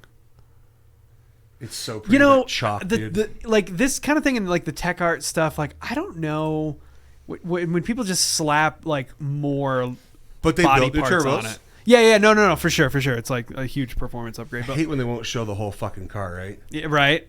It's like just give us a good look at it. Wow, That's a cool interior. Oh my yeah, God. I think cool's right. Wow. Yeah, I think good day speechless. Jeez, that's beautiful. That is You get beautiful. light up logos on the. Isn't that wild? Yeah, dude. On the dead Oh, pedal. the light up, on the the light up, side. The dead on pedal. Yeah. Yeah, the dead pedal, and then also on the On the side. side. How many Still driving, Brabus so. logos are in that interior? Like 80? Enough. Probably. Probably. Look, it's on the side of the There's seat. It's two on the on front the of the seat. seat. Just in case you missed it on must the be outside that of must the be car. literally like a game that designers play. It's like how many different ways can we get our names stuffed into this? Yeah. I don't even know if we're still rolling, but next, just last Google. Yeah. Brabus G-Wagon Dune Buggy. Oh, I love Dune G-Wagons. Have you seen this shit? I've seen their G wagons. They're amazing. Oh, Look yeah. at Oh, that. fucking shit! thing, dude. Oh, yes. Oh my 0 god. to 60 in 3.1 seconds. In that? In That is so fucking stupid. thing. That Yes. fucking thing weighs 7,000 pounds. I Love guarantee it. Love it. Like that's suicide. That's ridiculous. Yeah, I was gonna say that roll cage And I doesn't do- look I bet you 7,000 doesn't pound save it all. weighs. Yeah. There's got to be a place like outside of Vegas where you can go take that. Oh, for probably, sure. probably. Just go. Yeah, Just go. yeah. Wow. Oh, Yeah, yeah. dude. Oh, yeah. Yeah. Damn. That Dick, people that say money can't buy happiness don't know Brabus. Oh my god. Yeah, it's like wow. That I is mean, it's that so is the fucking best cool. side profile Love of a it. G wagon I think I've ever seen. Couldn't agree more, Look dude. at that thing. Big- You know why? I'll tell you why. Big If you- nose. They put more of a slant on the front. Like there's an it's actual leaning a little aggressive more. nose. Yeah. Isn't that so Wow. wild, dude? Yeah, that thing blew my mind when I saw it. What are they gonna make like 4 of them or some No, I shit? think they made like Really? 800 of them or something like that. Wow. Or maybe Probably 80, all maybe sold 80, before they were 80. made. Yeah, they're all. Yeah. Wow. See, but that's the thing too. Is Every like Sheikh Muhammad Al Bilim Salam. If fucking you- bought one. I don't say that. I don't say. By the way, that Yeah. is not a racist. That sounded very xenophobic. It is not. You're like They're the number one that's somebody's customers are name. in the Middle East. 100%. No, definitely. Oh, this car you Yeah, can't get. this You is can't get gonna- this. Yeah, Are people right. buying these and driving them, or is Hey. it like just it sits in a garage? This is Oh, there's a lot of driving them. Are they? Okay. Yeah, if you change your algorithm on Instagram enough to Brabus, you find You'll a see lot of people people doing fucking with crazy these stuff. things. Yeah. Because it looks fun to drive. Oh yeah, totally. this is what you should have gotten. Yeah. Why don't you just sell your Hyundai? $800,000. No, it's No, gonna no, be no. under 40. It's gonna be under Well, 40. so this is the Under thing. 40. But Stick. not I with wonder markup. Yeah. what. Okay, you want to take bets? What do you actually think this car is going to sell for? What's the sticker? Can I see It's the under profile? 40. Can I It's see under the 40. Can I see the profile? Put it at what, 70 then? 70? You think 70? I've seen the donut videos. I could see them Sometimes it's like selling double for the cost. 50, 60. Yeah, I would say 50, 60. So this is a GR. So It's this a is GR a hot Corolla. hatch 65, Corolla. I would think. So it's 65. an all-wheel drive, 3-cylinder turbo that makes 300 horsepower. So it's quick as shit. 300 horse. My Cayman makes like 310. Like this car is going to be But this is a hot hatch. is This a is hot a hot hatch. hatch, but Isn't this it's makes all-wheel 300 drive. horse? 300 horsepower out of a 300 triple. horse. This is gonna make my Veloster N look slow. Yes. Yeah. And what is it? All-wheel drive? It's all-wheel drive. Okay, it is But- all-wheel. but- wheel it'll shake itself apart. Yeah. But it's adjustable all wheel, so you can put So you it. can make there's it like a rear wheel, drift mode basically. and everything. 6-speed manual. Yeah, Okay, that's gonna be nuts. Oh, and this is a different car. It's a different car. Yeah. No, but a car like that, I mean, $38,000 on the showroom or sticker price or whatever. It's going for over 60. Yeah. You think over 60? Yeah. I'm curious.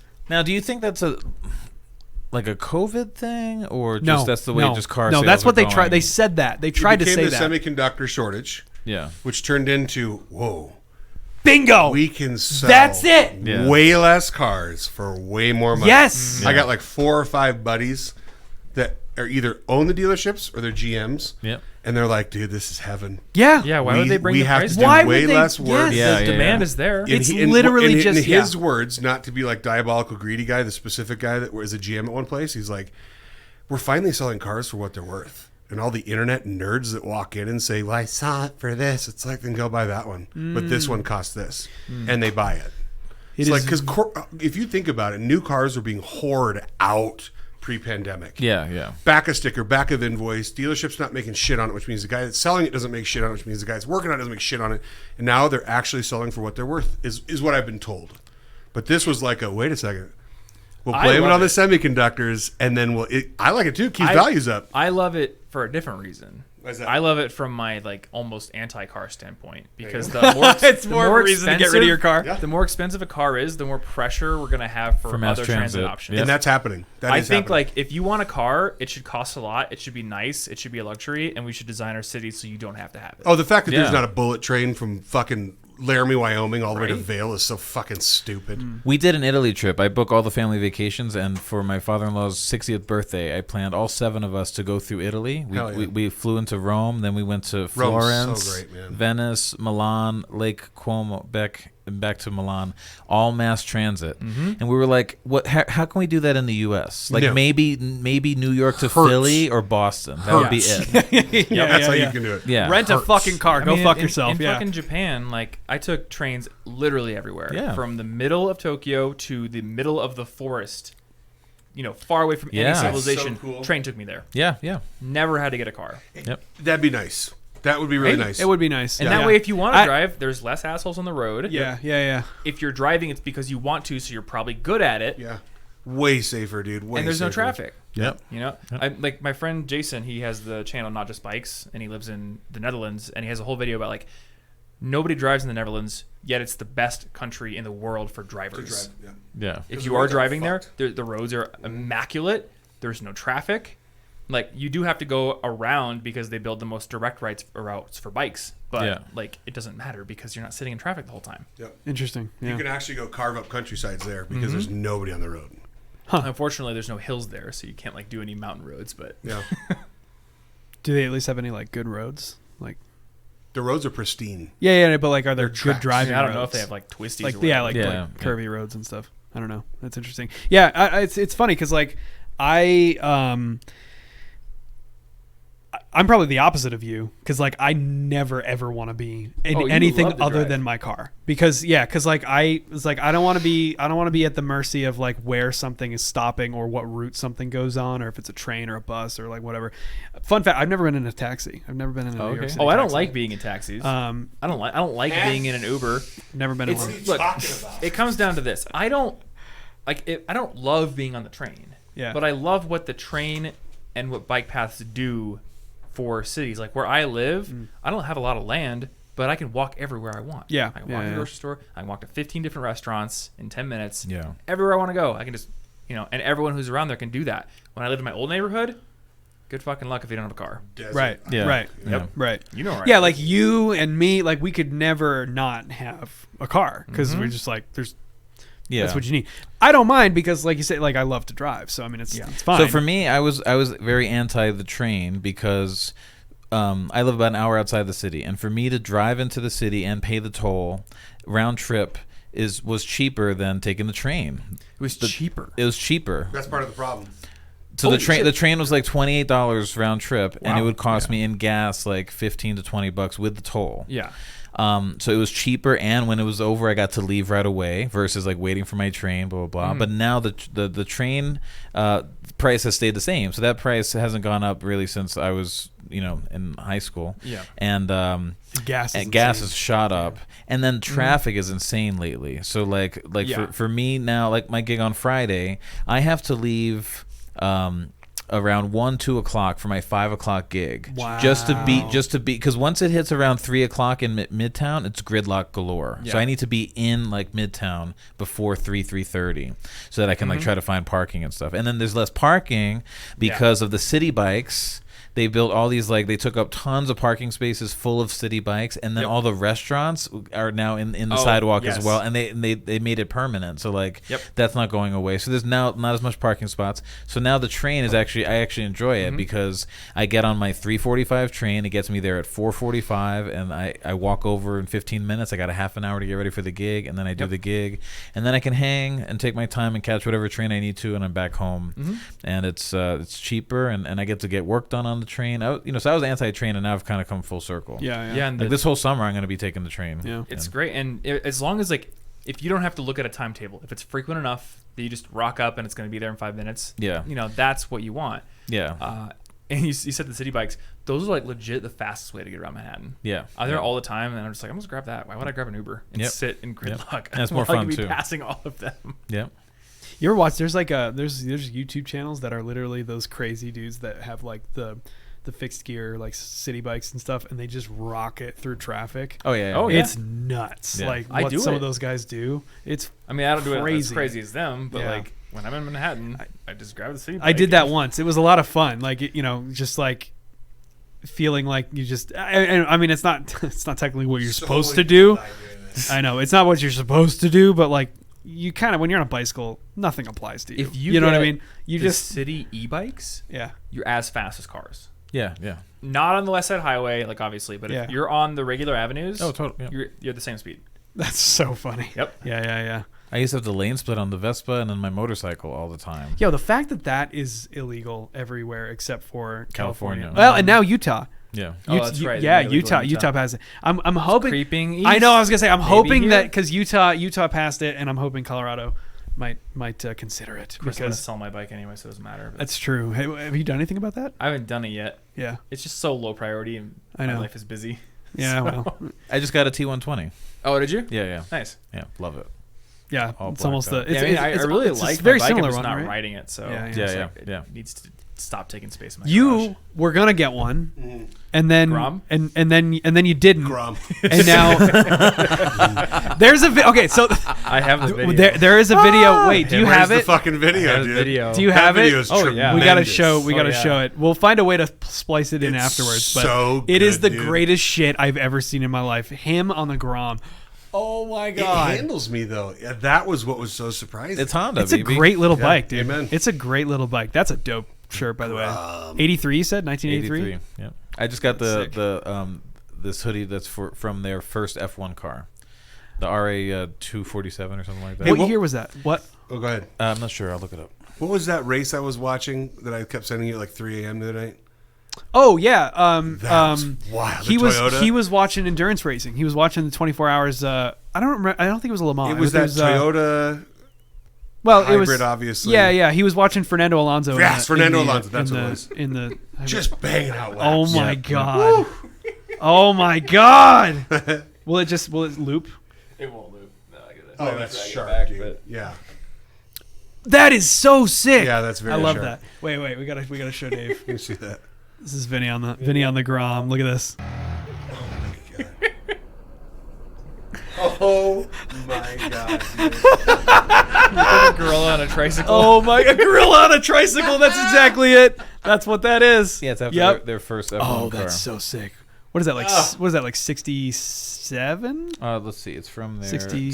64. 64. Okay. It's let's see. It's their first Grand Prix car, which raced for the first time at the Nürburgring in August of 1964. Yeah. Wow. Yep. There's some footage from the Nürburgring, from the Nordschleife in like Formula One Grand Prix back in the 60s. I think there's like footage from 66 or 67. Fucking insanity. Oh my God. Yeah. Like those dudes, I mean, multiple drivers died every year. Like Yeah. that's just how it works. Like it was insane. I've never seen anything like it in Like my life. the open seas.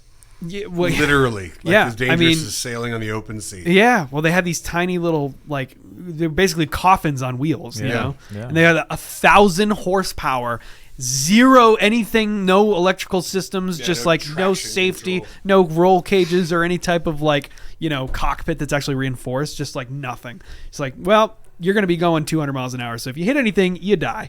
And they were just like, okay, I won't hit anything, I guess. It's like that was the mentality with racing in the 60s. Our safety program is don't fuck up. That's it, man. That's what you got to do. Okay, we need to wrap this up. So maybe we can do we'll do a couple of misconnections before we go. Let's do it. What do we got for misconnections? I was the guy behind you at the Colorado Symphony, feathering your timpani. Ponytail. As you timpaned. I'd like to as you timpaned. I'd like to feather your timpani again. No, to bang on your timpani. One for you. One for you. All right. Don't look at it. Naughty at a funeral.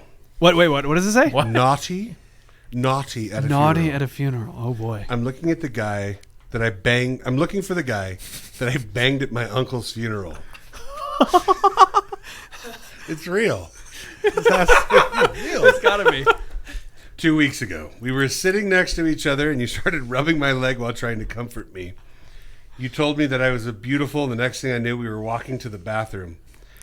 I'm really worried because you never did say how you knew my uncle, and I'm freaking out that we could be related.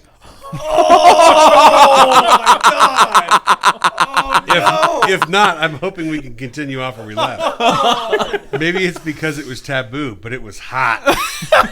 I don't think the funeral director knew what to think when we walked out of the bathroom together. Anyways, I hope to hear from you. Oh my God. That sounds real. That sounds real. It's real. That sounds real. Is this another one? Yeah. Okay. Wait, what? Wait, is this another one? Oh, is these two? Was that the one you just read? Yeah. Okay, so read that one. Mm-hmm. Okay, all right. Charlie Chaplin at Walmart. I doubt he'll ever see this, but here goes. I'm in love with a man pretending to be Charlie Chaplin at Walmart this afternoon. He was dressed in the whole getup. Hat, mustache, suit and cane, powder makeup. It was like he had escaped from a silent film and ended up in Walmart in a freak time warp accident. He was visibly confused and walking in circles, looking around with wide eyes. At one point, an employee approached him and asked if he was okay. He didn't say a word, just mimed everything. Occasionally, he would break into an old-style dance, twirling his cane to the tunes of Kesha, playing from the loudspeakers. I couldn't help but follow him around the store and watch. Eventually, he was kicked out of the store for attempting stunts and slapstick material in the electronics section. He never said a word the entire time. I didn't have the courage to follow him out of the store and ask him out, but here I am now. If by God's grace you see this, Mr. Chaplin, please send me a message.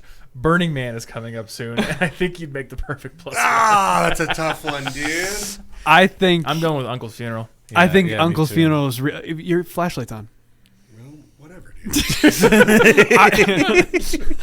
If I want to waste my battery, like fuck off. Whatever, dude. Okay, so I think Charlie Chaplin is fake. Yes. What do you think? I think so too. You think so too? Vinny, what do you think? I think that the uncle's real, Charlie Chaplin is fake. So we're all on the same page. We think Charlie Chaplin But I is thought fake. Chaplin was real until the Kesha part. The Kesha line. That's a good point. That's a good point. Okay, so we're saying we're all unanimous. Charlie Chaplin's fake. What do we got? You got me. You're all Yes, it wasn't Kesha that threw me off of it. It was Burning Man. Okay. It just seemed like you had to tack that Yeah, I on can as like see a that. creative. So that means For me, it was that the length. It was just a really long misconnection. That's true. That's But true. we've The had other some one was long pretty ones. long, We've had wasn't some it? long ones before that were Okay. that were oh, real. we have, yeah. Yeah. Yeah. What was Like the one? the puppy one? The puppy Wasn't one. there like a oh, you dog called me? Oh yeah. right. But anyways, okay. Next, what do we got? we You want to do la- one and one? You want to hand me the other one? Yeah. We laughed at a fatal car crash. It has to be real. There's no way you're that sick, dude. We were walking towards each other on the corner of 8th and Washington when an old man in a Buick turned left onto a one-way. You and I made eye contact and busted out laughing, then walked past each other. Seconds later, I heard the sound of smashing metal and screams from down the road. I looked back, and you were still walking and didn't seem fazed. I shrugged and kept walking too. Was on my way to get a colon cleanse. Oh, no, I don't know. That night, I was watching the news, and there was a story on a fatal collision involving an old man. The footage showed a crumpled car we saw earlier. The man died, and we laughed almost to tears seconds before. I need someone to process this with, and you're the only one I can think of. I can't live with myself. Also, it looked like you had a big cock that I'd like to ride on. I think it might Oh be my real. god. I don't know. About Wow. I need to hear the next one. Jeez. I'm less of like on lock with that one than I was with Uncle's Funeral. that could go either Jazz way. director of purchase is like, I just read. That it looks like you have a big cocktail and errata. Oh no. I'm gonna splice this audio together. Yeah. He's blackmail. You gotta make sure everything's like, there's quotations there. I'm reading. It's gonna be like, it looks like you had a big Diet Coke. I want to drink. We'll do ADR after. Yeah. Diet Coke that I want to drink. Here we go. To the mother and daughter posing for pictures with the drunk guy. Oh no. ... He was dead. Oh shit. That's real, dude. I guarantee that one's fucking real. He may have looked just drunk, but he was indeed a corpse. You posed next to him thinking it would be a funny memory of your time in New Orleans, and now you have a picture of the two of you with a deceased man. That's fucking real. Holy That's shit. fucking real. Oh my God. If it's not, I don't know if we can hang out anymore, man. That's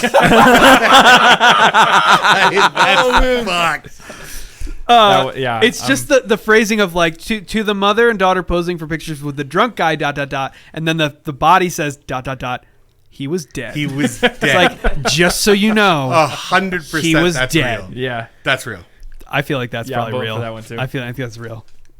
You guys are on a roll. We're on a roll. Yes! That's fucking crazy. I think we're at 5 out of 6 now. Oh my We're doing God. pretty good. Yeah, you guys have only missed one. Jeez. Yep. That's all right. That's so fucked. That's insane. I'm gonna go Holy play shit. some roulette in Vegas. Anyways, My odds are looking good. Yep.